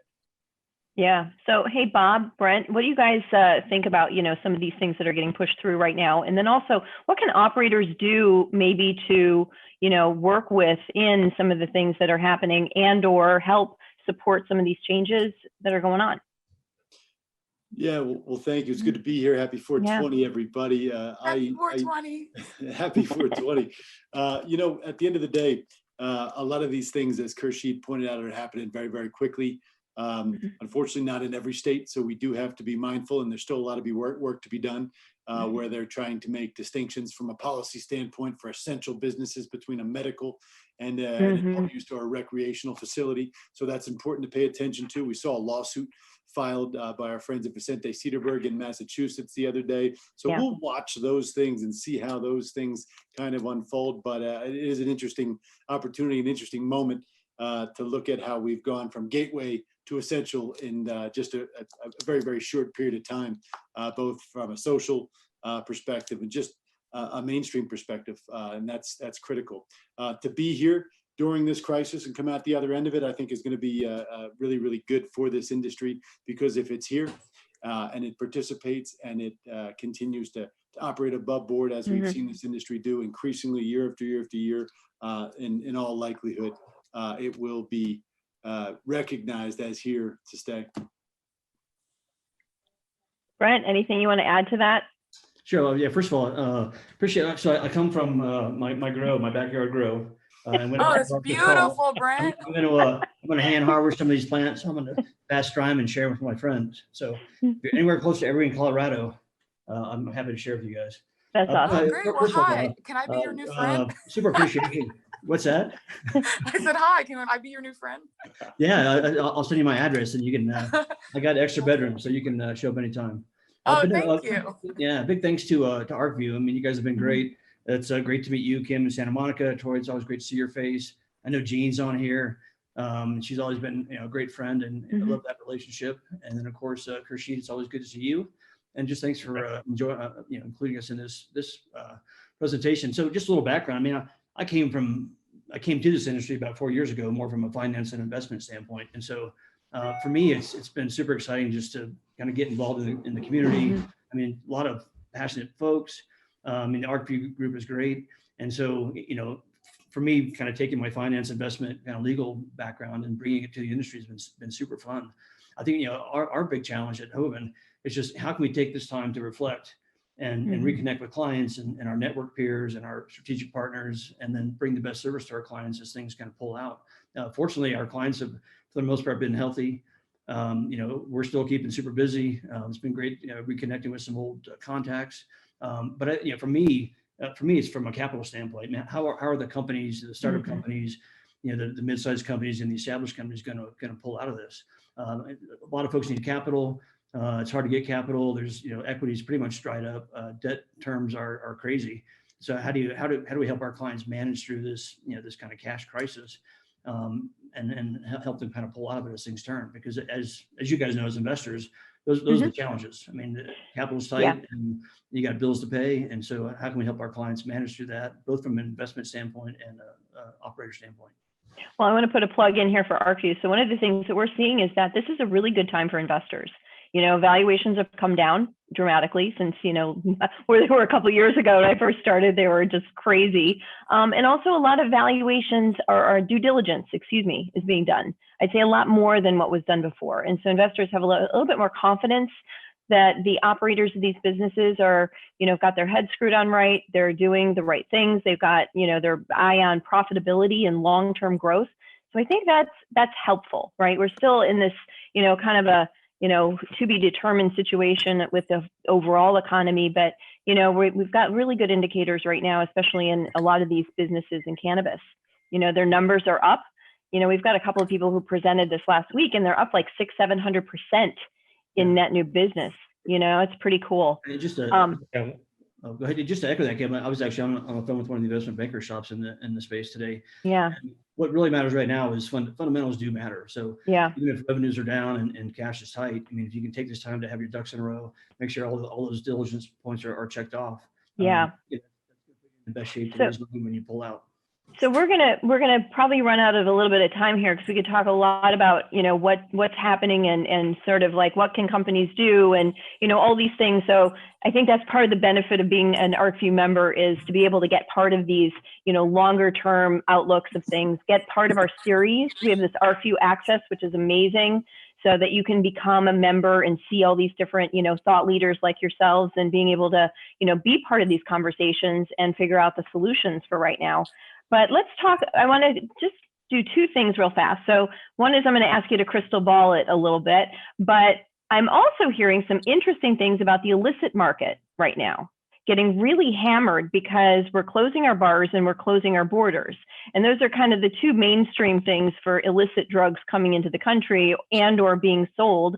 And so, what do you think about that? Do you think this is something of a little bit of a boondoggle for the legal side of cannabis? Well, guys, we've seen this sort of line in the sand, and California has been a really good place to watch, to see how both sides of the traditional market and the commercial market sort of adapt to one another. But I do think that this scenario does put a highlight on safe, consistent, quality delivery of access to cannabis for patients in particular, and just purchasers across the board. And those standards tend to deviate away from the traditional or the illicit market. And I think that's one of the things that we need to keep an eye on. But what has been impressive, I do have to say, the fact that these governments around the country have adapted so quickly to allow loosened regulations, flexible regulations for curbside delivery and things like this. That's an example of how the government has reacted quickly to facilitate what people need during this time of crisis. Does it do away with the illicit market? Does the illicit market shrink? It's probably always going to be there. We have a tobacco and we have an alcohol illicit market in the United States to this very day. But what's the impact of it? And can we channel those dollars from those purchasers to public benefit causes such as tax revenue for schools, educational programs, and the like? Right. In terms of crystal balling, I guess a couple of other observations, in terms of the types of products that folks are buying, whether that's illicit product or smokable product, I think you see a change in the way folks are consuming, because they are more preoccupied with respiratory symptoms, potentially, having that be a problem. And so I think the fact that we in the legal market sell tested product, a lot more reliable, is something that I think is helping us quite a bit. And you also see a move away from traditional smokable products, more towards edible products and topical and other forms of consumption that are growing in terms of their sales. So I think that's what I'm working on next. I have my Marley Organics. We're coming out with chocolate. And I'm working with a guy in Vegas who, his name's Andre Owens, and he has a delivery of THC infused food and products that they're delivering right now during the pandemic. Along with that, I like tinctures a lot because, like you said, people are making notice of they don't want to actually inhale the smoke. And then with the vape, they're like, oh, well, we don't know how safe that is. So a lot of times tinctures and infused like drinks, and there's the Marley Naturals, my sisters and them, they have the teas and stuff like that they're not infused with THC per se, but they do have like cannabinoids and CBD infused in them. So we're also stepping in. So you see, as the market grows, we're like transforming to what we're starting to put out there to the public. So, I hate to do this to everybody because, like I said, we could probably go on for quite a while. sorry, I keep saying, Khurshid, we're going to show a little video of you during this first Arcview meeting that we had at your office. So thank you all very much for joining me today. It was a pleasure. Stay tuned, jump in the lounge, go have fun today. Hello, Arcview family. By now, a lot of folks in the community have heard staff tell the story of the very first Arcview investor meeting and how, as Arcview's lawyer, I was fired by my employer for hosting that meeting at our law firm. Far fewer people know what I'm about to tell you, which transpired after my firing. Now, I was already pushing the envelope by starting a cannabis practice at an AmLaw 100 law firm in 2011, so I'd spent the better part of the day before obsessing about how not to get fired for hosting the Arcview meeting. The first Arcview meeting, however, was a very different story. We had nearly 24 people in the room, and I felt like a chump, but I knew that if I allowed them to pass around the vaporizer prototype fully loaded to the investors, I would very likely get found out and fired. So, in the interest of surviving to host future Arcview events at my firm, I decided I would just have to look like a chump and ask them to skip the live demo. That said, once the firm had already fired me during the meeting for simply hosting the meeting, that miraculously cured my anxiety over the live demo, which hadn't happened yet. So when the vaporizer company pitched and the presenters looked at me holding up a huge jar of beautiful nugs with their prototype, I simply couldn't resist. I motioned to the presenters to load up the prototype and pass it around. Needless to say, we all got super blazed in that room and enjoyed the hell out of that vaporizer. It's called Ghost, aptly named for the occasion since my professional life at the firm had just ended. You could say I went out in a blaze of glory that day with a little help from my friends, and I've never been happier as a lawyer. So there you have it, the full unvarnished story of the first Arcview meeting, quite literally trailblazing in more ways than one. Happy 420 Arcview family.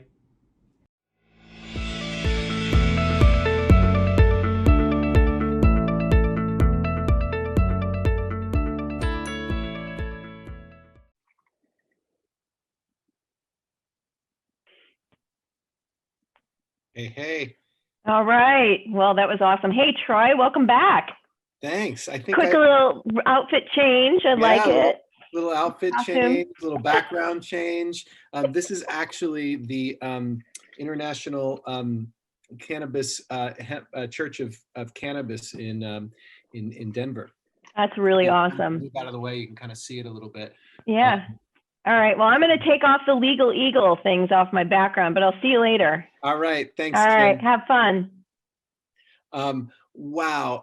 I feel so liberated by Khurshid sharing that story. I actually wasn't sure I didn't know that was coming on. So that was actually kind of a surprise to me. But yeah, that's a little piece of the story that often doesn't get told. And I'm so glad Khurshid is willing to share that part of the story. And I'm really excited to be joined by my next co-hosts, John Downs and Cody Sanchez. Welcome. Hello. Happy 420. Hello. Happy 420. A little background. So Cody serves on the board of Arcview and is with Entourage Effect Capital, and who's been investing a lot in this industry before EEC, but now with EEC doing even more, and is just such a great champion for Arcview and for this industry and for entrepreneurs in the space. And John Downs used to work at Arcview, used to be a member of Arcview, and now is working on a project with hemp in China and a wide range of things, and has been a host of many things on all things Arcview. And so really great to have you here as well. Thank you. It's great to be here. Yeah. So Cody, how you doing today? Tell us how it's going. What are your thoughts on 420? Life's good. You know what? I brought my special notebook out just for you guys. This is the one that I also get nervous to bring out in institutional investor meetings, but it seemed appropriate. But life's good. You know, it's pretty wild that we all now get to say publicly happy 420 without too many implications. And it's really cool to see the history of what Arcview has meant for this industry overall. Totally. How about you, John? Yeah, it's great. It's amazing. It's a day to celebrate, a day to pay respects to those that really laid the groundwork for us being able to be here today and continue to do so in so many different ways. And a day to celebrate, awakening. I think Jess did a great job of mentioning mindfulness earlier in her little piece. And I think that for me personally, 420 is a day to celebrate. When I woke up and said, hey, wait a minute, this doesn't really seem as bad as what they told me it was when I'd finally decided to try cannabis in my early 20s, to the consternation of everyone that told me it was the devil's lettuce back in the small town that I grew up in. And so, one of my first Arcviews back in, I think it was July of 2015, we were touring facilities and we went and toured Medicine Man. And I was there with, a lot of folks that have gone on to be, CFOs and major MSOs, and just really, it's remarkable the community and where everyone has gone off into the industry and spread their wings. But I remember Matthew Kind on that bus saying, cannabis, it is a gateway drug, but it's a gateway to the truth. And I've always found that to be the case. Preach. Very, very appropriate background we got right now for that. Absolutely.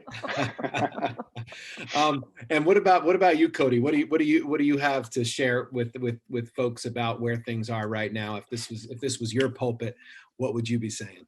Well, I wanted to actually push one of the questions back on you, because I was looking back at the lineup of all the incredible sort of celebrities and change makers that have been at Arcview. I mean, I was just taking count. You probably were there for all these, but Jason Silva, Justin Kahn.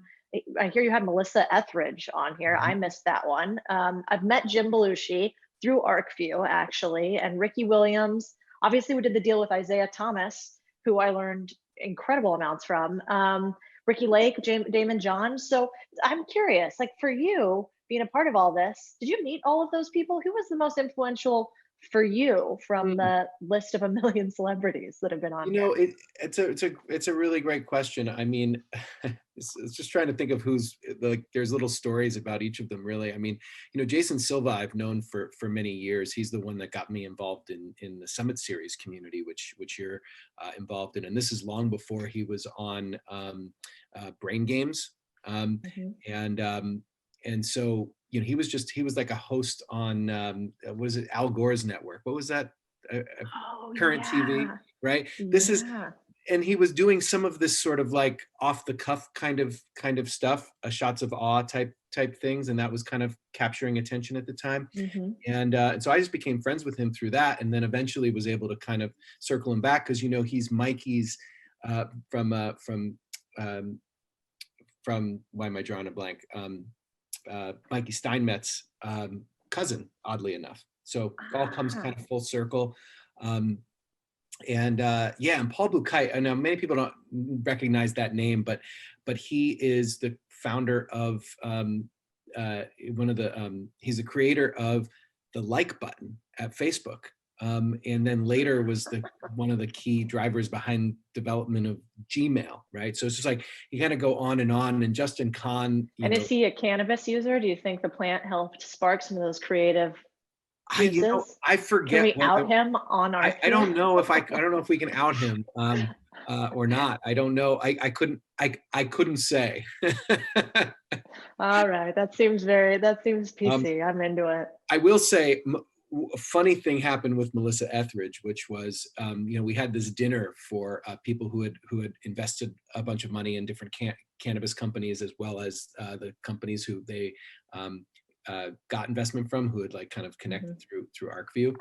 And we had a sponsor. I'm forgetting the sponsor at the moment, but we had a sponsor for it.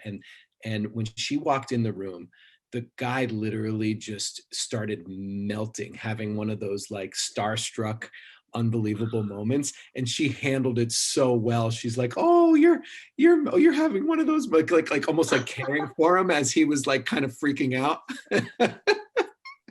I love that. Yeah, I did. I met Jim Belushi at one of the last Arcviews, and one of the most surreal portions, I think, for anybody that's in this industry is the celebrities in cannabis, because it's so cottage-like.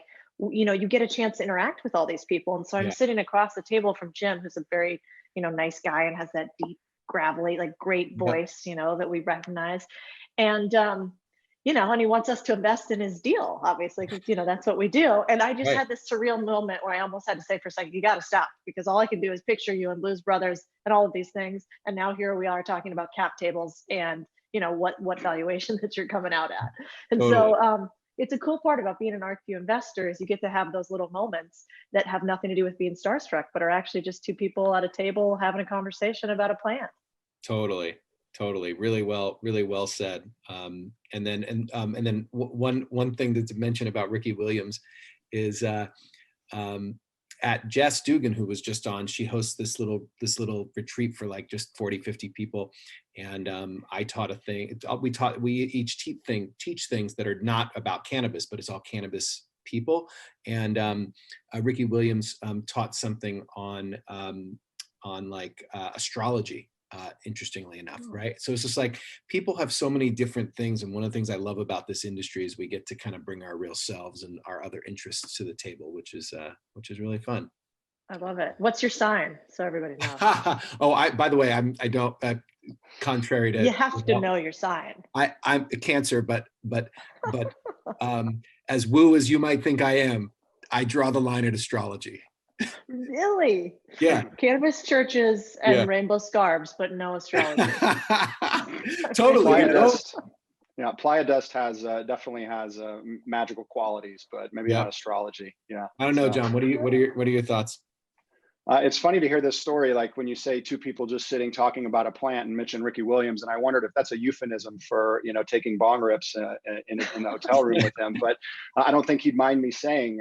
But yeah, it's funny when I think about so many of the fun experiences. They're so intimately personal because it is such an intimate group when I've been there. And yesterday being bicycle day, I think back to Toronto 2017 and my first time ever on a bike, and it was a unicycle, but it was at the after party for Arcview, and just the empathy and the energy and being able to share those experiences. And I think about Palm Beach, the hurricane warning kept everyone away, and so there was only about 160 or 70 of us in the actual in the hotel, and getting lost with a group of 20 people because one of the fire doors had closed, and we didn't realize that it was truly a door that opened, but we thought we were stuck in the hallway forever. And it's like you laugh back at those memories, and that kind of goes in with the learning, and the education and the networking. And so it's it's time you get a chance to hang out, whether it's near the stage, on the stage, but also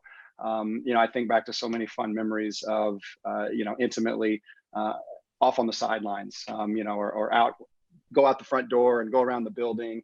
And it's fun to reflect on a day where we take this moment to celebrate. Absolutely. With that, let's add into the conversation here, John Hudak from the Brookings Institute. We're really lucky to have him here. He wrote a book on the cannabis politics, and he's spoken at Arcview events before, and also just one of these folks who has such a great platform in the world, but also if you ever follow him on Facebook or Twitter, is just a freaking riot. So please welcome John to the show. Thanks for having me, guys. Happy 420. Happy 420 to you. Did you ever think when you got this very serious job at the Brookings Institute that you'd be celebrating 420 publicly? Yeah, not in a million years. I'm pretty sure the people who hired me at Brookings also didn't think that would be either. But alas, here we are. It's a crazy ride, and the best part of it is I've been telling people lately. One of the neatest things when I first started this at Brookings. I've been there 8 years. This project probably started 6.5 years ago. And, I'm pretty sure people thought, oh, the young guy with the beard is studying pot. We're shocked. But now I have colleagues, older, younger, everywhere, all over the place, coming up to me and saying my research kind of connects with cannabis. I don't know a lot about it, but I want to. And so it's getting a little bit contagious. It's getting a little addictive within think tanks, which I think is a great thing. One of the benefits all along was that I was pretty much the only one of a few people at think tanks talking about this. It was getting read. My stuff was getting read, not because it was great, but because there was just a market for a demand for that information. And now, thankfully, there's a lot more voices than there were 6 or 7 years ago. Absolutely. And where do you think, what does your crystal ball say about federal opportunity and what can happen with cannabis post-COVID? Yeah, COVID obviously interrupted everything in a pretty serious way. I think it makes the banking bill harder to pass before the Congress adjourns in January. But what I think is happening is, you're looking around the country, you have all of these governors who were forced to make a choice whether or not to designate cannabis businesses as essential businesses. And for the most part, they got that decision right. They thought about patients, they thought about the community at large, what this means. And, in a way that I think even 5 years ago, if you said, hey, all these governors, there's going to be this huge pandemic, and you know what governors are going to keep up? Open pot shops. People would have laughed in your face. Right. But I mean, They with still are. yeah, well, that's fair enough. But with the exception of Charlie Baker closing the rec dispensaries in Massachusetts, I think governors have really stood up, Republicans and Democrats, red states and blue states, and showed people that their voices are being heard. And I think that's really inspiring. Yeah, well said. Well said. John, what do you think? What's your other John Downs? What's your take on how this the impact of COVID and share a little bit about what you think's happening internationally, because I know that's a big topic for you. Yeah, so much of cannabis legalization has been an economic decision, and I think this certainly underscores COVID and the recovery from COVID, on how long it takes, should just put additional pressures on lawmakers and regulators to legalize for the revenue opportunities. And we see that right now in China, where our operations are, as we are talking with the administration officials there in Heilongjiang. It's like they have a very keen interest to see projects moving forward so that they can create jobs and create tax revenue. And so, you're going to see that not just in the US, but everywhere internationally, the opportunity for entrepreneurs to really, get in and have, some leverage with regulators right now as they push forward for better rules and regulations. And now we just need to get on the phone with the FDA and get them to pass some regulations quickly for CBD, and I think we'll all be set. Mm-hmm. And John Hudak, what you spend a lot of time looking at presidential politics as well. What do you think is going to happen here, and how do you think that relates back to cannabis? I think the election right now, the presidential election, you've got to look at it and think it's a toss-up. Things are going, in different directions, and I got out of the prediction business in November of 2016, so I'm not going to go out on a limb that much. But I think when it comes to cannabis, Americans have a real choice. I've been hearing for 3.5 years that Donald Trump has a secret plan to legalize cannabis. It's not happening. It's not happened. And while I think Joe Biden's record is deplorable on issues surrounding the war on drugs, I think he's seeing the light. And I think there's a lot of people around him, not necessarily advisors, but other politicians who are going to have a prospective President Biden's ear, who's really going to push him in the right direction on this. And so, that's not an endorsement from me, but I think there was a lot of hope that Trump would be a pro-cannabis president in a lot of ways, and that just hasn't panned out so far.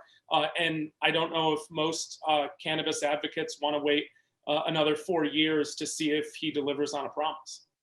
Yeah, well said. Well said. So we've got countdown to Mountain Time 420. Ready? 10, 9, 8, 7. Come on, guys. 6, 5, 4, 3, 2, 1. Happy 420. Yay. That's my drop in. Our Mountain Time folks. Well done. Great. Well, thank you so much for joining us, John, Cody. Any last minute, 10-second last minute thoughts? Troy, I've got one thing. Hats off to the people working in dispensaries. They are frontline workers. They are people who are by and large younger, a lot of people of color, a lot of people who are scraping by, and they are encountering sick patients who need cannabis and other people who just want cannabis on a daily basis, and they're putting their lives on the line to deliver for this industry. Amen. That's Amen. right. Well said. Thank you. Thanks for doing that. Oh, and real quick question, John, are you, is that normally up in the back? It is. It's up all the time down That's here. up. You didn't put that up there for us. It's our bar. That's cool. He's legit, man. He's real deal. He's got. It's our bar and our marijuana bag. So this is our room of vice. It's in the basement, and you can imagine. Or you could say wellness, John. You know, wellness. It's your room Excuse of me. wellness. Wellness. Cool. Thanks, John. Great Thank having you. And Cody and John Downs, you're actually staying on. I got that wrong because we're so excited to bring our good friend Betty Aldworth from Students for Sensible Drug Policy on to the show. Welcome, Betty. Yay. Welcome, Betty. Hello. Hey. Hey, happy 420, everyone. Thanks. Oh my God, it kind of just doesn't this somewhat kind of feel like maybe we're like hanging out at an Arcview event and just like chilling, but there's thousands of people listening to us. Why would they want to do that? I don't know. Well, let's try to say something smart for them. Right. Well, go ahead, Betty. Say something smart. Go for it. First, I have to say, Mr. Downs, I cannot wait to figure out how to break through some more fire doors with you as we this coming time. I really appreciate you calling up that memory. That was one of my favorites, and you know, it's funny, the collective brain power that was stuck in that hallway for that 10 minutes. I don't want to name any names, but Sumit Mehta was there, and he couldn't figure out how to get out. So, not to mention David Abernathy, Lauren Padgett, and a handful of others. So I don't feel so bad, but yeah. Yeah, a whole bunch of really smart people, but that's okay. It's great to see you all. I'm glad that we're talking about, you know, the political implications of all of this and thinking about what's happening next for policy. So, what are we What are we looking Curious, forward to? Betty, I want to hear like what's going on with students. I mean, this is your specialty, but all the students are at home. We have a couple interns, you know, they're calling me with their Michigan hats on and their parents' basement trying to figure life out. So how do people organize and how do students organize and how are they dealing with this massive change to their lives? I mean, it has been for some people, obviously a much bigger change than others. There are a lot of members of our network who left for spring break and then we're told they can't come back, right? And so we're dealing with all of the fallout from that, not only in terms of SSDP, but also the various laws and campus policies that impact students. So, you know, folks were having their dorm rooms packed up by strangers and their private effects handled by strangers with threats for expulsion if any drug paraphernalia were found. So for those students, even those who are medical marijuana patients, they don't have the right to use their cannabis on campus and perhaps are facing expulsion now. So we're gearing up for a lot of fights with administrations, and that's going to be a part of what happens next, I think.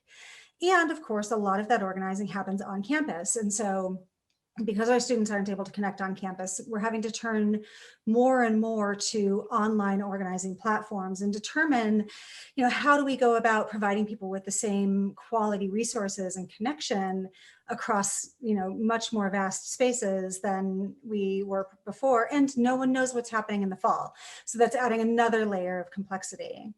Now, on the one hand, of course, it's all much more difficult. We had to cancel our own conference at the very end of March. We're holding it weekend after next instead, all digitally. So folks should definitely join us for that if they're interested. You can learn more at conference.ssdp.org.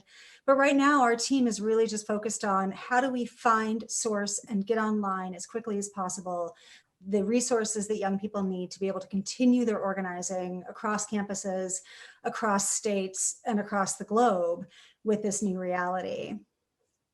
And of course, dealing with the emerging issues, right? So we're activating people around prisoner release, around you know, changes to regulations, around what the federal government can do in order to address some of the unique challenges for the cannabis industry, like, for example, making SBA loans available to the industry and organization and other companies, ancillary companies, which are currently not able to access those same benefits, but are being asked to step up in this time of need. So it's a real morass, but if there's anybody who can figure out some ways out of this mess, I'm absolutely certain it's our creative and our creative young people who have no sense of the impossible.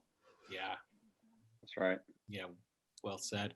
Yeah, and I wonder too, like I don't know if students are even going to be going back to school in the fall, right? I mean, and so, I wonder, obviously there's all kinds of difficulties with that, but as we're in the, you got to find silver linings and things.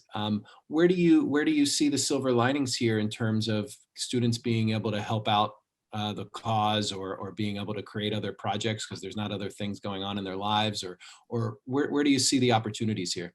Yeah, so we've actually seen an enormous increase in applications to become an SSDPer since all of this started. Yeah, so we've got loads more young people engaged because they are finding themselves in a place where there's not a lot else to do.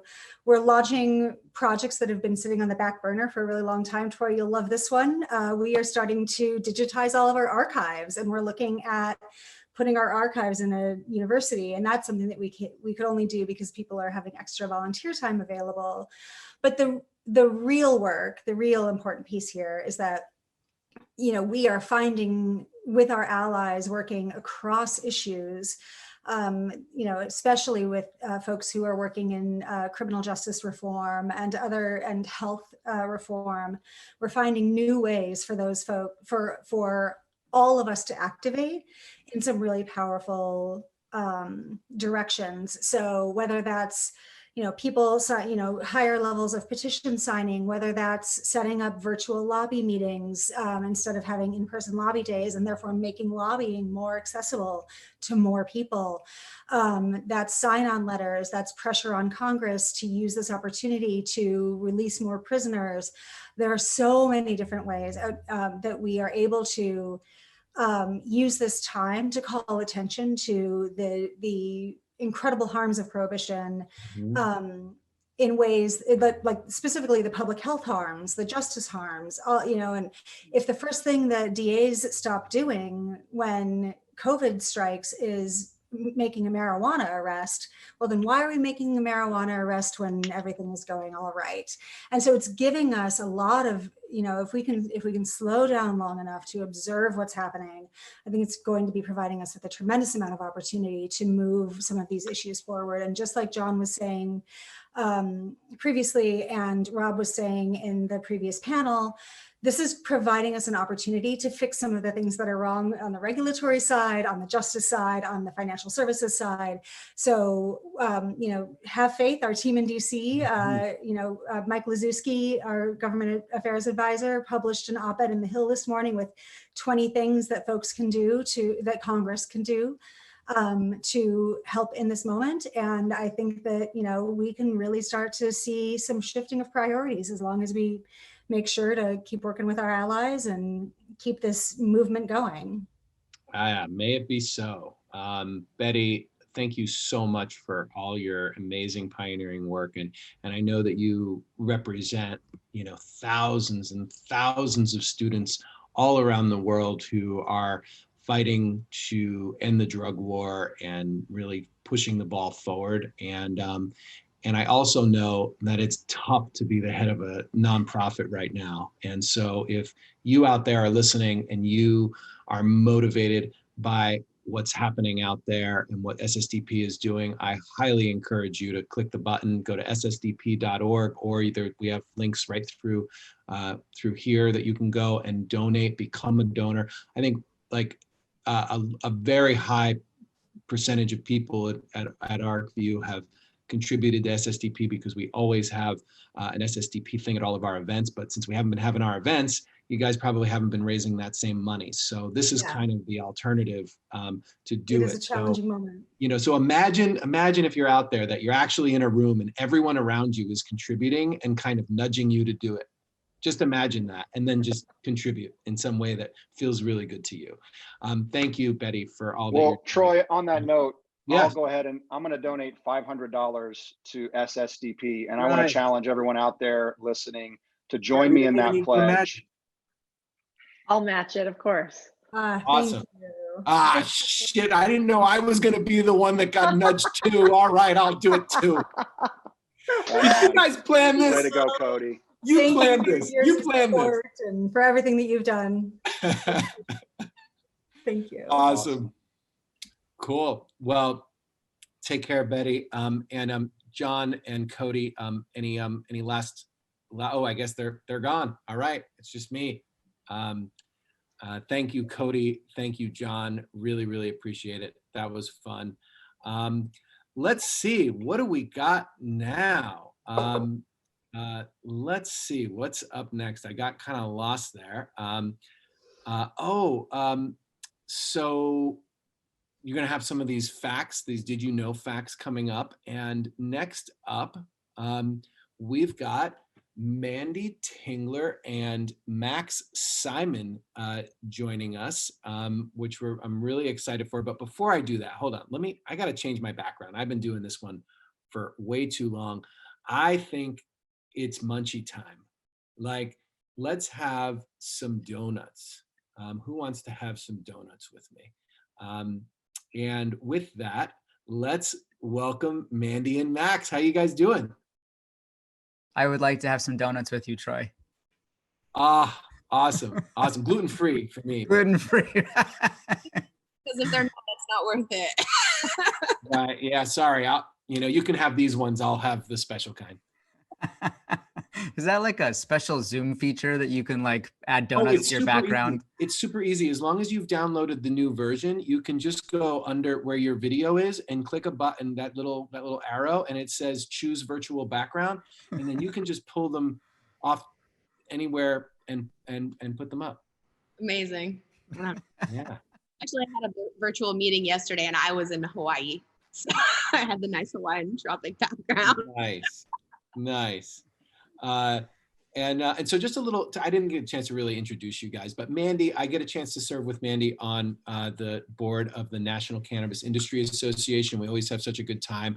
And Mandy used to be at Papa and Barkley and then moved over and has started a new brand, Chimera, and has even pitched recently at Arcview. And so we're excited to have you with us, and then Max, who with Green Flower Media raised a decent portion of their of 2 different rounds through Arcview, and has been involved since day one here, and has recently raised a big round and is rolling out a whole bunch of new things. So really great to have family with us on here. Well, thank you for having us. I'm so excited that you put this together. What a fun way to spend the afternoon, and so many amazing people here. Hi, everybody. Yeah. I'm glad you're here as well. So say what's 420 for you? And what's happening in your mind, in your world? Today has been, it's a work day. It's a work day. I think that I'm definitely having a lot more cannabis infused meetings, if you will, today. But I started my morning off over at Natura, which is the cannabis business park project that we have coming up here in Sacramento. And then now I'm over here at our headquarters at Camilla in Sacramento. And we're going to be making some rounds later on today to local dispensaries, just dropping off some goodies and saying hello to all of our friends because we miss them so much.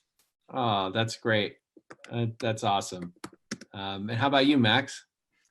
Oh man, I mean, I think 420 is such a celebration of the plant. It's like everybody gets to embrace for a moment the value and the benefits and the culture. And, I really enjoyed today. It's just kind of like a celebration of culture and people and cannabis and a love for this plant.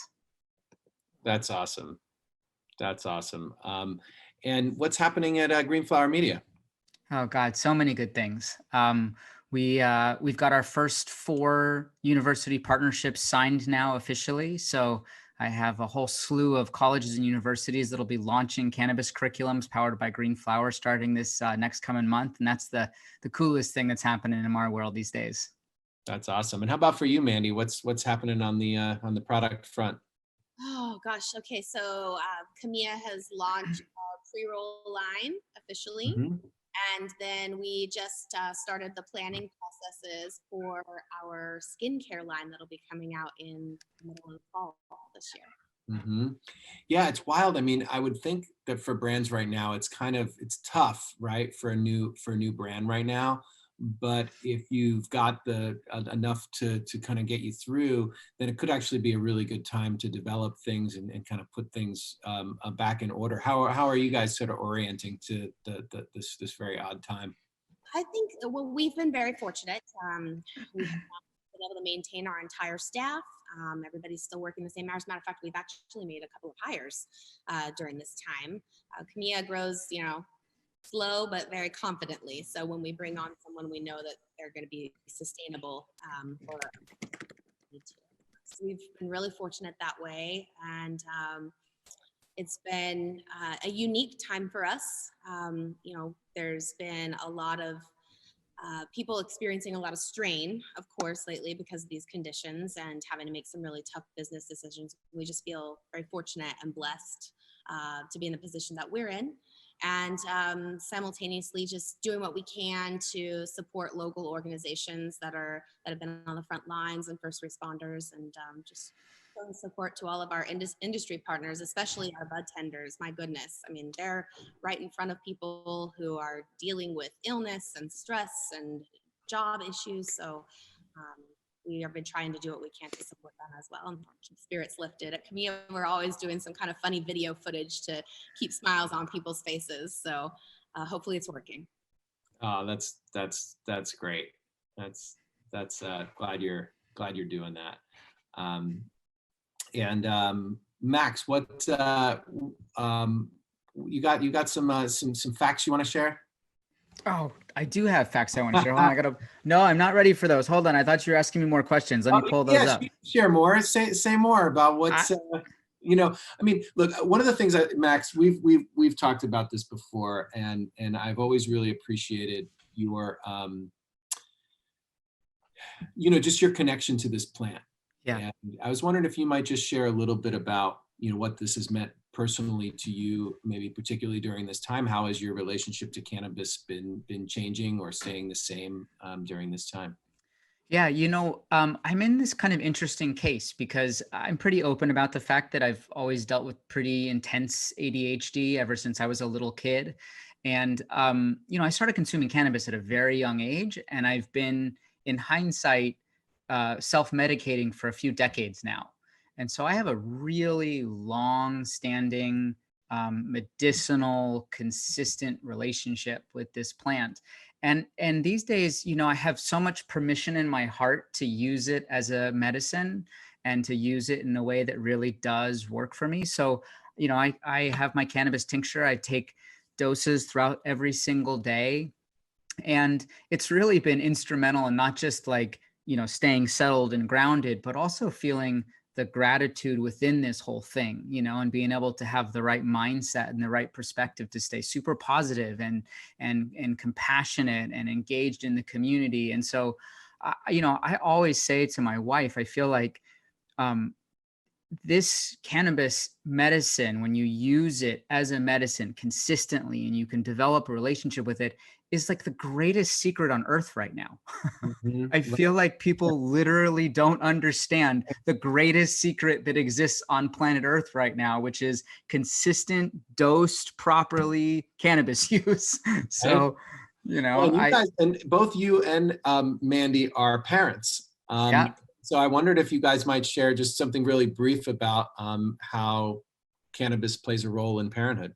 I mean, we've just been so open, and the thing that we discussed early on was, we have some friends that are winemakers, and we have some friends that are alcohol makers, and for them, that craft is beautiful. It's important. It's legacy. It has all this history and depth and energy to it, and cannabis is that for us. And so we just decided this is not something that we're going to hide from Luca.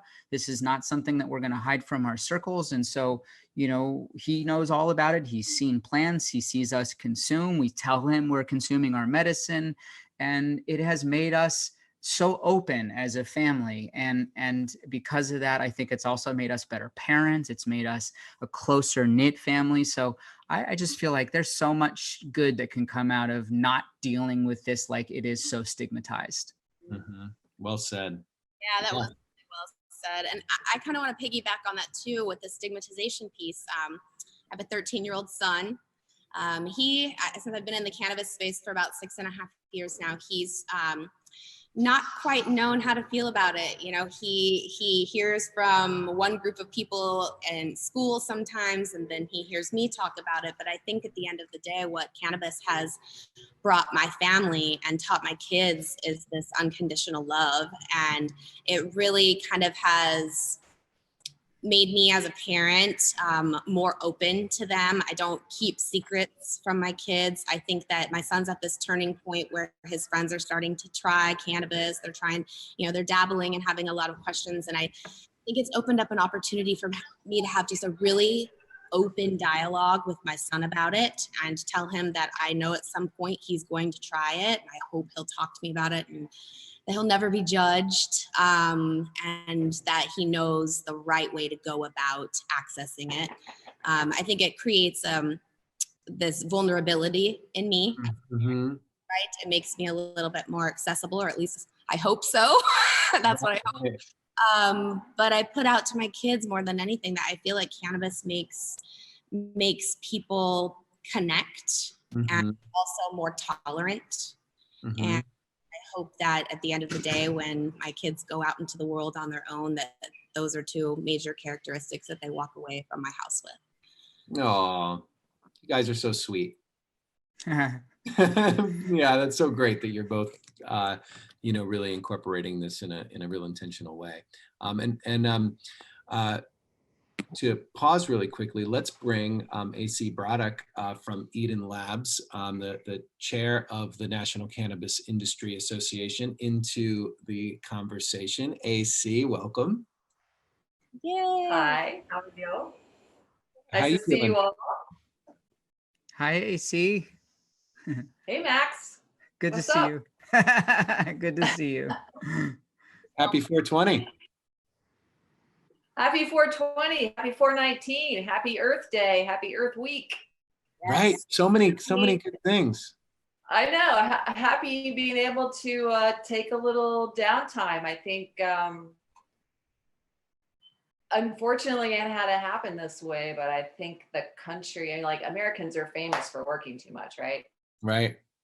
Nice if we had designated 3 weeks off every year. We knew nobody was going to be around and everyone was on vacation, kind of like how you do in the entire, Europe. Right. It'd be great if we could do that. AC. What? What'd you say, Mandy? AC for president. AC for president. That's great. So AC, what's happening at Eden, and what's your take on where things are with 420 in general for the industry? Well, I'm a silver lining kind of person. Great. So I think there's so many seeds that have been planted around and all of this. Intended, I see. Yeah, I mean, politically on multiple levels, but particularly for cannabis being deemed essential, and then having states. I think the primarily reason why they did that, or a good part of the reason, was they wanted our tax money because they're not getting taxes from anywhere else. So they're looking, I'm like, oh, wow, we actually need their tax dollars. And hopefully it's like clicking something in their head, like, taxation with no representation. That probably needs to change.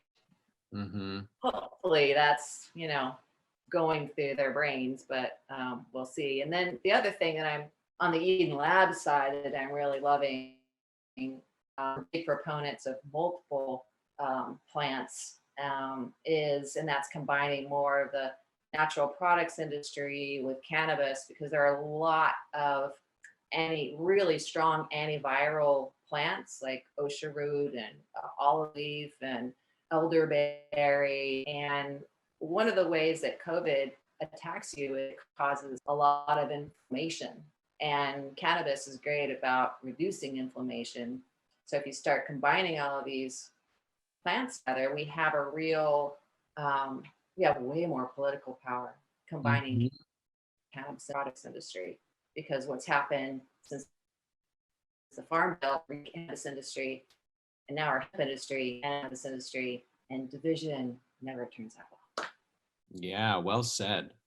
Yeah, thanks for bringing that in. I hadn't really thought quite about all those angles before. And I do feel like there's this real and unique moment right now where we get to rethink everything, right? Yeah. We get to rethink everything, regroup, and try different things. So really appreciate that you're leading that charge. And with that, hey, Max, you had a little fact you wanted to share. I found it. Yeah, good.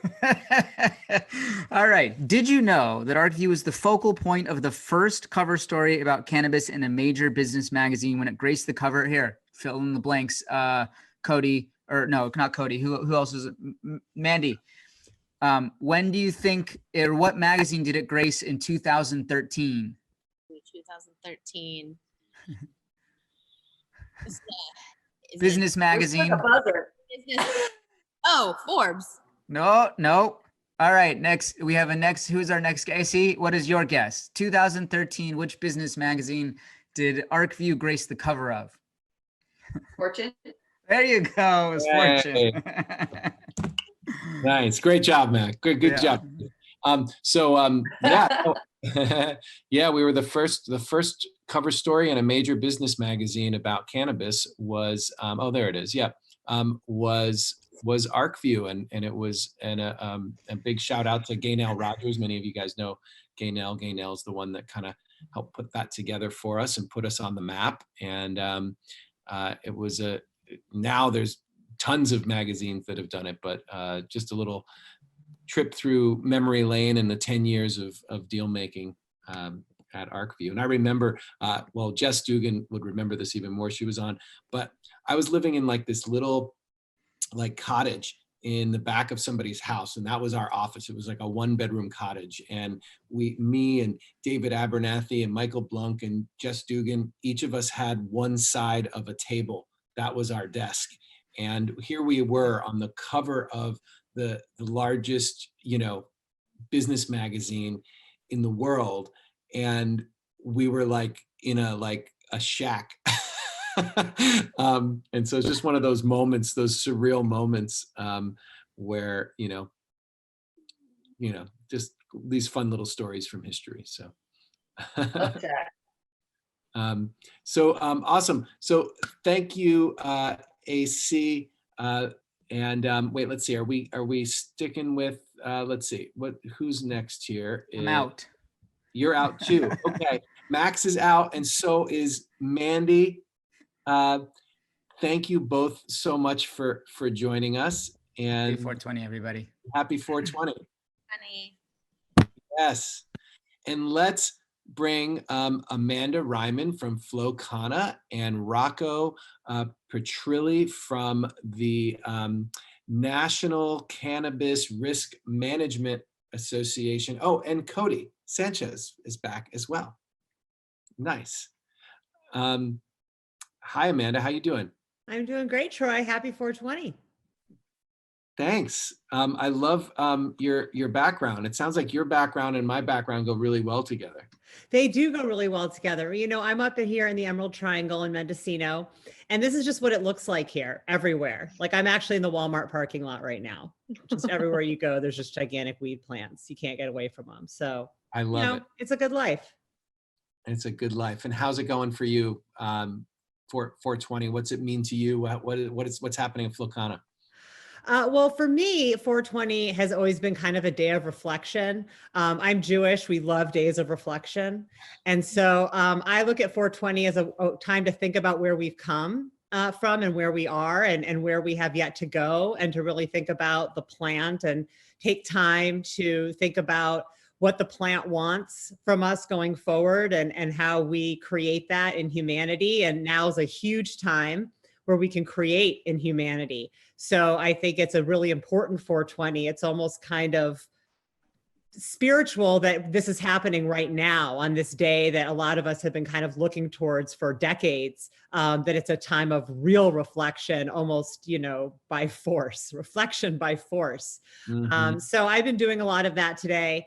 And, Flowcana, we are an essential business. So just like you've heard a lot of folks say today, we're still working, doing everything we can to make sure that our folks on the front lines are protected, and launching a manufacturing line. So, that was in the works already. We're not going to let this slow us down. So 3 to 4 weeks, folks will see product manufactured at the Flow Cannabis Institute on shelves. And we're super excited to bring yet another form of this beautiful sun-grown flower to the public. That's awesome. That is awesome. And Rocco, welcome to the show as well. Thanks, Troy. Good to see you. I've actually seen you before, but we just did your podcast right a couple weeks ago, and I really enjoyed that. How's Happy 420 to you? Well, 420 again, it is an opportunity to reflect and also create some perspective. I mean, at the NCRMA, our primary mission, which we've simplified over our 2 years of existence, is really about making our members better. So we're there to answer members' needs, and undoubtedly, members' needs are increasing by the minute, as are all of our needs, given the impact of the pandemic on our daily lives. But in terms of what our primary product is, we entered this pandemic as the only focused risk management association in the cannabis industry, and we're going to emerge as that. And it's become even more meaningful and passionate for us because we're going through a significant chain of events that make risk management and disaster preparation much more important to business owners and business operators in the cannabis space. So we've used the time very constructively to bring, to really fast forward our educational platform and bring together through our expanded, innovated, pioneering. We used to use the word disruptive, but we're not using that anymore, simply because of the negative connotation that it's taken. But we offer a risk management platform like none other. And it's really designed to, again, make our members better, and for them to use the tools to be very successful in their businesses. Mm-hmm. Woohoo! Risk management. Can we all get a high five? Risk management, high five over here, right? It's like the thing about insurance that always trips me out is like, it's like the thing nobody really wants to talk about, but it's the kind of the thing that you need when, and all these insurance, risk management, all this stuff, like working on like contingency plans. It's one of these things that like we just never think about, right? Because we try not to. But now, with all of the stuff happening with COVID, people are like, oh, wow, maybe I should have planned for this, or maybe I should have thought about this, or maybe I should have had a different thing. So I'm wondering how that kind of pops up. And Cody and Amanda, if you want to speak to that as well, like how risk mitigation really, really comes in, and how moments like this can really wake us up to those pieces that are often neglected in companies. Yeah, Amanda, I want to hear from you with the giant operation that you guys run. I mean, the only thing I would echo is what Troy said. My significant other's in the military, and he's always talking about second and third order effects and contingencies and things that they speak about frequently in the military. Prior to the last couple of weeks, not that many people talking about that in cannabis. And so, except we got Rocco over here to the right, who's I'm sure been pounding the drum. But Amanda, if you had like one serious takeaway from this set of crises that we're in, what would it be? And maybe is there something that surprised you that you wish you would have known prior to COVID? Well, it's interesting because I think that those of us that have been in cannabis for a while we're used to things changing in a second. Like, it's not that strange to come into work and have a whole new set of rules that you have to follow, and to have to completely pivot to those new sets of rules, to have to do business operations when there aren't yet rules. So you kind of think, well, if there were rules, what would they be? And am I following what I think the rules would be if there were rules? And then, you know, if someday rules come and they're not what these are, how quickly can we change to what we think the rules then might be if they're not this? I mean, that's literally how people were doing business for 20 years. So I think like that there 3 playbooks then?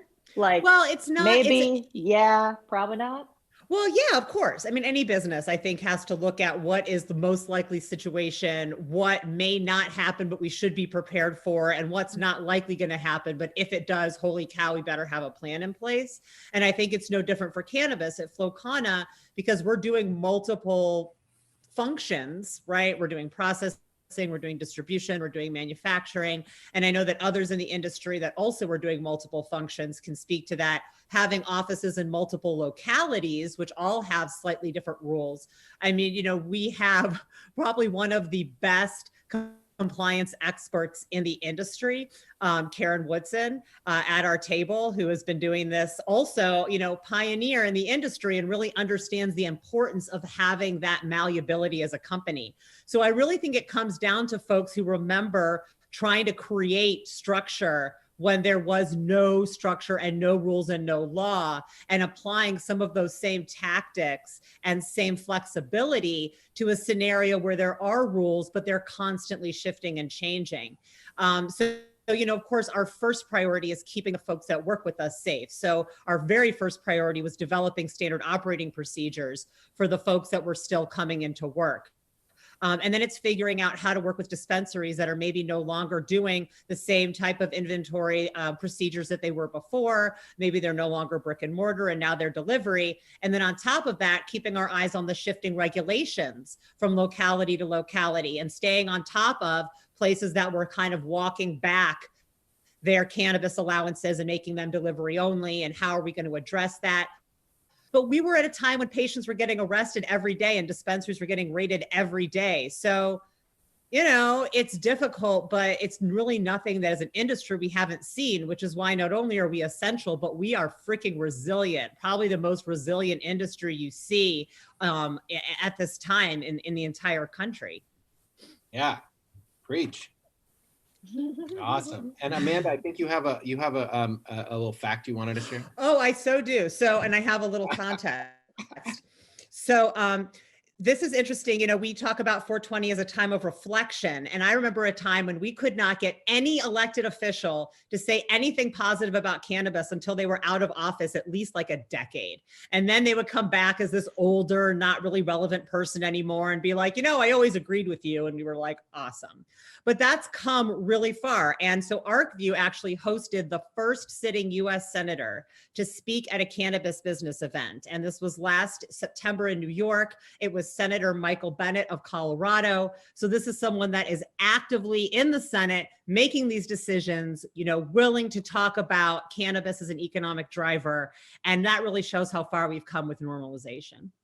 Amen. Yeah. Say it. That's great. Yeah, we've always wanted to have people on stage, and it started with mayors, and started with you know, here and there, you know, and then you start seeing members of House of Representatives, and you start seeing, you know, state level presidents and stuff. And your work before at DPA, at the Drug Policy Alliance, you know, did a lot of work with that as well. And it's just amazing to see it really gaining its full steam. And now they're all like, politicians are falling over themselves to kind of like be more pro cannabis than they were before. And so really this celebration from, you know, illegal to essential, you know, let's keep it going. Let's keep pushing that, so we can just be done with this thing. Let's do it. Yeah. I really agree. I have a question for both of you also on that vein. Have we seen people come both sides of the aisle to Arcview, and you know, and with your conversations too in Flowcana? Are you seeing Republicans be loud and boisterous about cannabis and Democrats? And when did that start? Oh, always. I mean, something that's been really interesting about drug policy, not just cannabis, is it is this area where like the far left and the far right, like, shake hands behind their backs, because we're talking about folks that understand the drug war as a really big social injustice that is impacting the lives of poor people. And then you see people who believe in individual freedom and I have the right to put anything I want in my body and the government doesn't have a right to tell me what to do. And oh my goodness, both of these groups think cannabis should be legal. So, it hasn't always been as easy from both sides getting folks that have a lot of credibility. As I mentioned, it tends to be the fringes of both sides that were the first to kind of be willing to come out, but that has totally changed. And we're marching our way towards the center of the aisle when it comes to who's supporting cannabis. Yeah, totally. I like that visual from the outside in. Yeah, we've had lots of Republicans and lots of Democrats speak at our events and be involved, and certainly with at NCIA and at MPP, we're seeing quite a bit.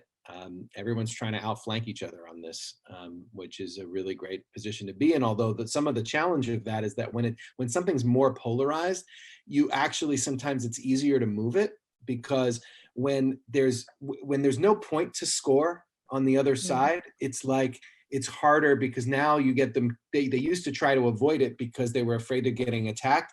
Now they don't want to give the other side a win on something they think is a win. So it's like you just trade one problem for another. But we have to keep moving on. So happy 420, Rocco, Amanda, Cody. Thank you so much for joining us for this kind of interesting experiment. Thanks for having me. Have a great one. Yeah, thanks Happy for 420. Thanks for Arcview. It's Hi, a Steve. great organization. Hello, happy 420. All right. Welcome back.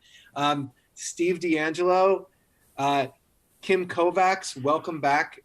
It's been quite the afternoon. We all indeed. of us started it off, and then here we are back here towards the end. How's it been? Do we going? get to do another 420 now? We do in about 15 minutes. All right. Okay.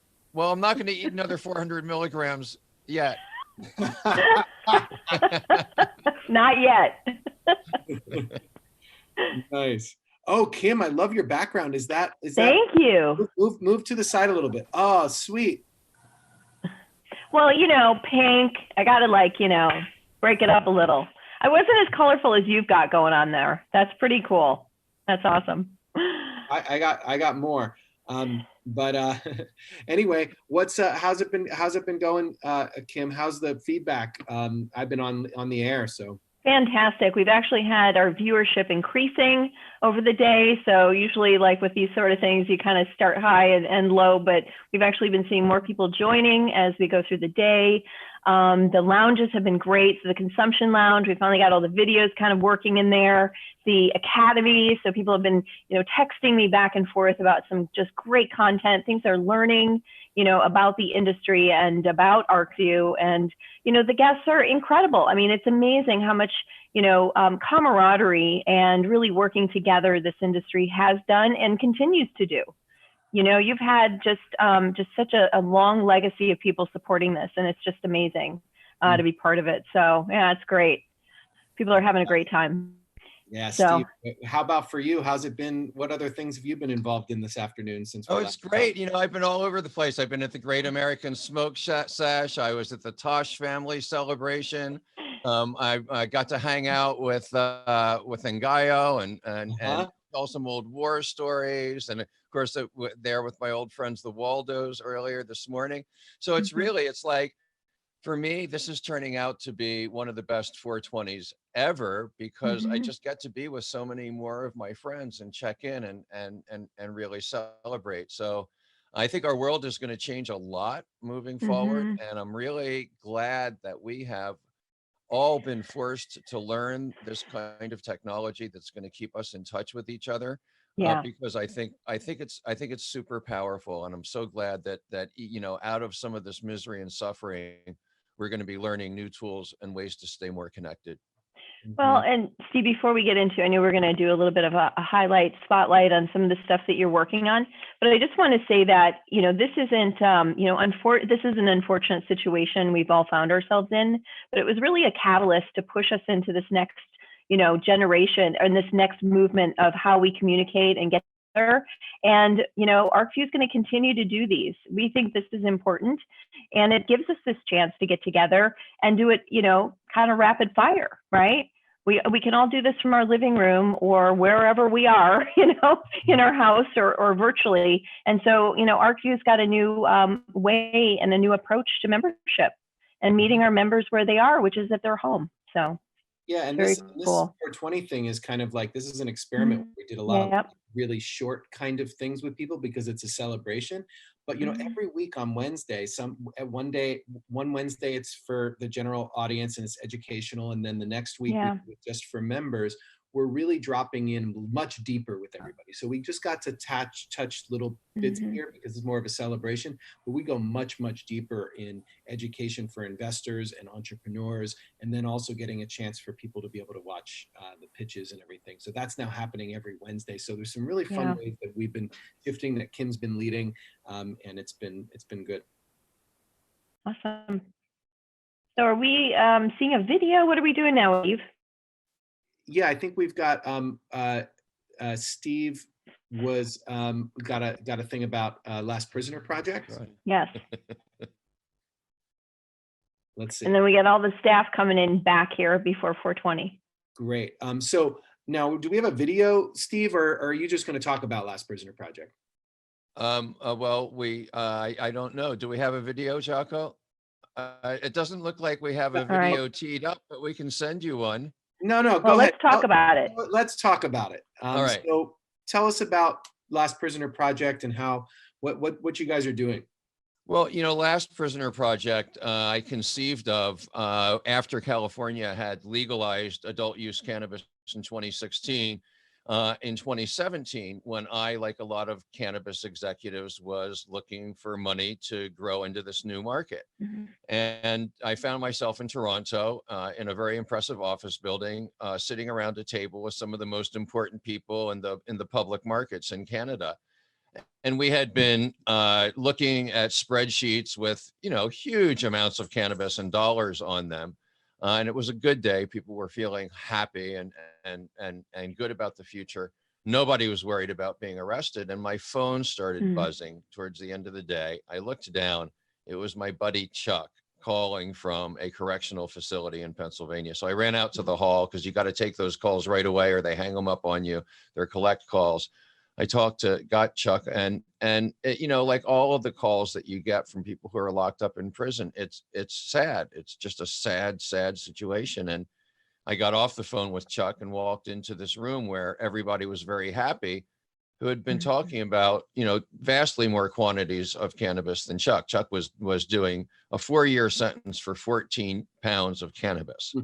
And so in that moment, I saw both a moral imperative, right? I knew that for me, I couldn't go about being lucky enough to generate this kind of value and wealth that we were talking about around that table and still have my buddy and thousands of other cannabis prisoners be behind bars, but also this amazing opportunity, right? Because now we've got this legal industry that grew out of the cannabis freedom movement, and just a very small, tiny little slice of the revenue of that industry will be enough to get all of our prisoners home.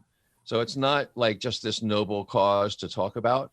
It's something that we as an industry actually can get done. Yeah, really well said. So we have ways in which to support that. So on the link on the left-hand side of the main stage there, we do have a way to connect with your organization there, Steve, and to support that, which I encourage everybody to do, whether it's $4.20 or it's $42 or it's $420. We were trying to think of some really cool, factors of 42 that we could add in there. And, but, it's important. It's important, like we heard also from SSDP, these are the ways that things change. And especially with, those that, are imprisoned. And I started out this morning talking about, Sinclair and getting a 10-year sentence for 2 joints. I mean, that was real. It is still real for many people in illegal markets. And, it's, I think, our duty as, like you were saying, the people who are, benefiting from this, journey, and we're on the backs of these people. And I don't know if you sat through, but Makeda Marley was here, and she had a 7-year probation. And when she had to leave, Philadelphia and go to New York, she was put in jail for that. You know? Yeah, and Peter Tosh's younger son, Jawara, has this horrifying cannabis incarceration story. There's so many stories like this, but we have an opportunity to change those stories, to change the ending of those stories. Yes, people can donate, but I know that there's a lot of cannabis investors and cannabis operators who are probably watching this. And so I just want to highlight one of our programs, which is called Roll It Up for Freedom. And it's very simple. We ask cannabis retailers to ask their consumers to donate, to round up the purchase, their purchase up to the next dollar, and donate that small change to LPP, and we will use it to bring our prisoners home. So if you are a cannabis retailer, please come to lastprisonerproject.org and help us get this going. And I'm going to have to pop off now because it's such a busy 420, but thanks for having me. Thanks to everybody for watching. And it's just been a tremendous 420 for me. Thanks for making me part of this, the biggest 420 ever. Thank you, Steve. Thank you really so appreciate much. it. Take care. That's great. And Kim, you'll see, Steve had his dog on, and I didn't want to be left out. So yours is so well behaved, though, Troy. Was he doing the 400 milligrams too, or was he? I don't know. Well, I had to kick mine out because mine snores. So I have a French bulldog. You have an actual dog. Okay, good. Oh, I have a real dog, but he's not allowed anywhere near me while I'm on like a call or anything because he just he rattles windows. You'll see a bunch of people coming on to the screen. This is part of our Arcview team that we're all bringing on to celebrate this final 420 here on the West Coast. We've got Ellen, we've got Laura, we've got Erica, we've got Jean. It looks like Rocco's back, and we've got some other folks. We've just invited everybody back on. Ellen, Laura, or Erica, anything you want to share? What's it been like on the other side over there? Hi everybody. It's been really fun today. Actually, it's been very interesting. This was our first virtual event like this, like Troy said earlier. So it was our first run through of this type of thing, and I think it's gone really well. And I hope that you guys have enjoyed watching as much as I've enjoyed putting this on today. You guys have done such a great job. Unbelievable. This kind of thing like never goes off like this stuff doesn't happen this smoothly when we've never done it before. So I know there's just been a lot of stuff going on in the background to get this all put together. So thank you for all that incredible. It's been really fun. There's been a lot of incredible guests on today, and we've learned a lot, I feel. That's great. Ellen, you tried to say something before, but you were muted. Yeah, I've just been here in the consumption lounge all day. We've been streaming videos, and I think people have been enjoying it. So I hope everybody at the main stage had a lot of fun as well. Tell us about what was going on. I'm dying to know. We missed it. What happened in the consumption lounge? I've been here in this little cozy space, and we've had a little chat box. I think we had a good amount of videos streamed. We had some fun interviews, some how-tos, how to roll a joint, how to use the best type of lighter, things like that. So it's been some really good content there. Did you learn anything? Did you learn how to roll a joint, Ellen? This is so embarrassing, but I first tried to roll a joint in the 7th grade, and it exploded on my nose. I had a big burn mark, and I have never tried again since. Wow. That's a little PTSD right there. Yeah. Wow. I don't think I would either. It's not a problem. Well, it's a good thing it didn't work out in 7th grade. You're not supposed to be smoking. Little too young. Don't recommend. That's right. Well, speaking of how to roll a joint, Gene Sullivan's back. Gene, what are you wearing? Or is that electronic? Oh my God, it's your She's wearing it. It's your Wonder Woman outfit. I love it. Magic. I got part of it on. I'm trying to make magic. Thank you for all the magic, Troy, the last several years. It's been a great ride and more to come.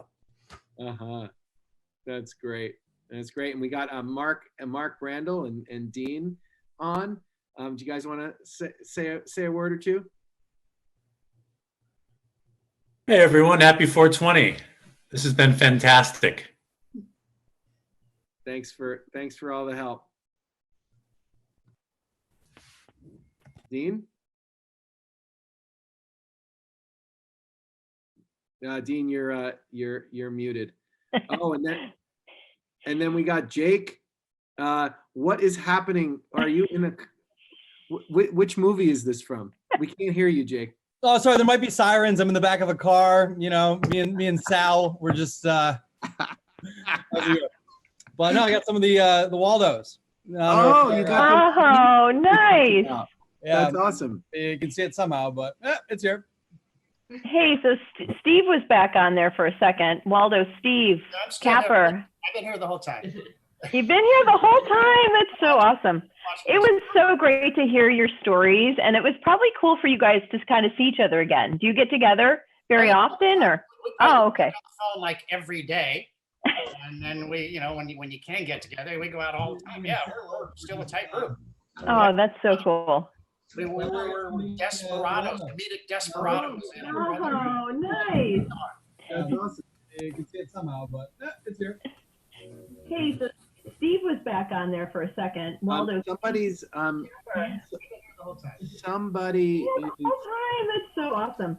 Hold on. Yeah, so this is now a free-for-all. So everybody's on their video and their audio's on. So we're having a weird audio issue. We've got 3 minutes. Okay, looks like it got solved. I noticed Jeff Finkel from Arcview Ventures just hopped on. Jeff, you want to say hello? Yeah, if I can hear through the double audio. So great job, everybody. It really was terrific. Fabulous, particularly your short planning window. So very impressed. It was great to watch. Totally. so this is now a free-for-all. So everybody's on their video. And wow. Whatever was in that cannabis that I consumed, I don't know what it is, but shit's starting to get recursive and like, you know, it's getting a little weird. It's getting close to 40. Come on, Troy. Hey, so I want to give a big shout out to Carolyn for pulling this off. Like seriously, way to go. Wow, over here in the field, outstanding in her field. Woo, definitely took a village. Connor and Laura and Erica and everybody, Guillermo and Dean, rock stars. Totally. And Gopa just joined us, and Guillermo and Lewis. Countdown in 2 minutes. All right. Who's gonna do the count? Jean, I think you're up. Superwoman should. I think so too, especially Wonder Woman. Absolutely. Yeah, Wonder Woman should definitely be doing the countdown. You know, so anybody who's still in the Arcview or in the Consumption Lounge or the Academy or wherever else you might be, come over the main screen, main stage. Make sure you're here with us. Right. Okay. Awesome. We're almost there. We're almost there. Did everyone have a great day? It was fun.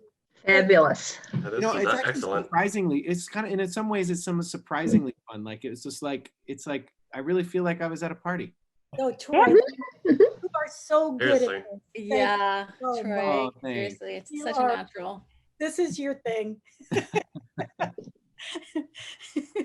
All right. Hey, 10 years. So celebrating 10 years of deal making at Arcview and the movement from illegal to essential and to continuing the fight until it's legal everywhere.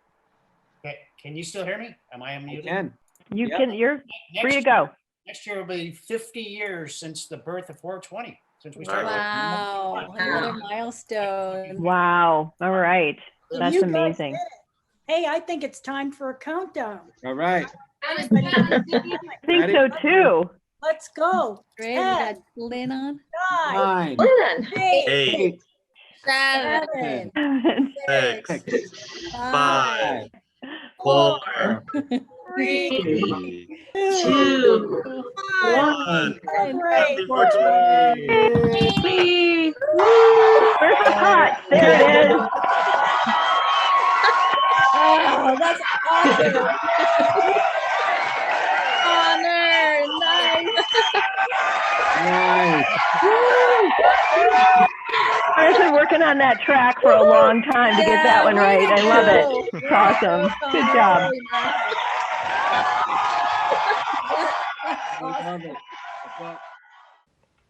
Rafael de la Cruz here. Trust everyone is safe in the Arcview family and sending lots of love and, of course, a lot of compassion to what's going on out there. One of the reasons I love the cannabis community is we have a great combination of both clairvoyance and compassion. And I think that is seen now more than ever. So stay safe and look forward to seeing all of you soon. Happy 420. Hey Arcview crew. I'm so excited to be together with all of you on 420 and to speak about sort of the uplifting things, the silver lining in this world that seems to be completely cloudy skies of late. In particular, you know, I was thinking about a couple of my favorite Arcview moments, and all of these small moments made for a perfect realization of how joyous it is to come together as humans. Those joyous moments will be coming back. We will return to them.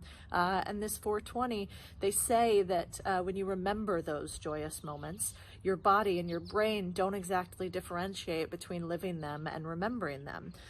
We will all come together this 420 and realize and remember why we're in this industry and why it is such a beautiful time to be alive. Looking forward to seeing you all. Hey viewers, hope everyone's having a great 420. But I would say the funniest experience I've had with cannabis is actually being a VC serving the cannabis industry. I didn't see that coming. And quite frankly, while there were investors, particularly investors in distribution in high school, I kind of steered clear of that. But here I am today as an investor in cannabis, and it's really great. What's probably the greatest about it, as you all know, is that it's equal parts a social mission and an economic revolution. And both of those things are important. And it sort of gives a different sort of sense of purpose for the mission that we're involved in. So that's really great. And quite frankly, I get to do it in the unique setting that is the Arcview Collective Fund, which really there couldn't be a better way to do this. So that's my story. Okay, everybody, have a great 420. I am Jean Sullivan, and I'm part of the Arcview team. I am building the Arcview Collective Fund. I've never had so much fun being part of Arcview, all the wonderful business owners, the investors, the physicians, the scientists. Thank you, Troy and Kim, for a wonderful Arcview and for this fun 420. My name is Cliff Waltmore, giving a shout out to the Arcview team, Arcview founders, Arcview Group, holders of the torch. Hey guys, good job. Glad to be here. Glad to see you guys doing what you do. Glad to be part of it. Hey, as we go forward, these are times where things can get a little heavy. And I want everyone to keep it light. Keep that power, that philosophy in your head. That feather can lead us to good places. And I want to be there with all of you when we get there. Hey guys, Mandy here. My Arcview story. So as you may remember, a couple months ago, my partners Kimberly Cargile and Mindy Galloway and I all took the stage and did a presentation for our pitch for our company Camilla. And while we were there, before we went on stage, we went into our room. We were rehearsing our pitch, and we were getting so nervous and hot and sweaty. We all ended up taking off our clothes and practicing our pitch in our underwear. And we had pretend microphones, and we were still wearing our high heels and everything, and it was really quite comical. Anyway, I look forward to seeing you guys all on 420, and have a great weekend. Take care. I'm Steve Trank, and I'm quarantining in Scottsdale, Arizona. I'm a lifetime Arcview member since attending my first meeting in 2013. I joined Arcview to find out what the end of Prohibition could mean to me.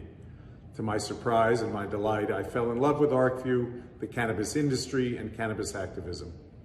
The first Arcview event I attended sold me on the quality and commitment of the people and the collaborative and supportive nature of the Arcview Group. It took about a year before I made my first investment, but I've since made about 50 investments and earned the great distinction of becoming Arcview's very first outstanding member in 2015. It's an understatement to say that Arcview has changed my life. I now proudly support causes that Arcview exposed me to, including Marijuana Policy Project, Students for Sensible Drug Policy, National Cannabis Industry Association, Drug Policy Alliance, and others. So, to Troy, Steve, Kim, Jerry, Gene, and the entire Arcview team, thank you from the bottom of my heart, and keep the great work up, and don't forget to be safe out there. Hi, I'm Jessica Billingsley, CEO of Akerna. As the first entrepreneur to pitch Arcview back in 2011, and now the only cannabis technology company listed on NASDAQ, we've seen some incredible ups and downs already in the cannabis industry over the last 10 plus years. I think we can all agree this is our most unique 420 yet, which all goes to show we are adaptable as an industry. We've been forged in the crucible of federal-state conflict and regulatory hurdles in an industry with capital constraints. As a result, we're strong, we're resilient, we're adaptable. We've got this. We are anti-fragile, and we will set the standard for other industries to follow in adapting to this crisis. Happy 420, y'all. Hello everyone, happy 420. It is my pleasure to join the Arcview Group in today's celebration of a decade full of accomplishments. My name is Carol Ortega, founder and managing director of Muisca Capital Group, the first Latino investment management firm focusing on serving the U.S. legal cannabis industry since 2012. Now, the current situation is allowing us to innovate. We are digitalizing all our events and services in order to keep our mission and commitment alive to serve the whole legal Latino cannabis community in the Americas under these very challenging times. Muchas gracias, Arcview team. Sí se puede. Hello, I'm Chris Abbott, the co-founder and CEO of Botanica. Many of you will recognize our pioneering and innovative brands, Mr. Moxie's, Journeyman, and Spot. This year for 420, we need to celebrate the essential workers of cannabis, everyone from those that make the products that you love to those who stand behind the counters at your favorite retailers. At Botanica, I've seen a wellspring of amazing ideas since quarantine set in. Anything from process improvements to make up for teammates that are at home to new ideas around sampling and point of sale displays to capture the imagination of consumers in this new and changing time. Thank you very much to all the essential workers of cannabis, and happy 420. Hi, my name is Devin Penhall, and I'm the Director of Client Strategy at Force Brands. I run our cannabis division. And I think the most uplifting story so far during this whole COVID-19 madness is the fact that cannabis is now deemed essential, which I think is extremely important and extremely exciting for our industry going forward. And what that means for us is people are still hiring. There's still roles that people are filling, anywhere from CEOs down to delivery drivers and bud tenders.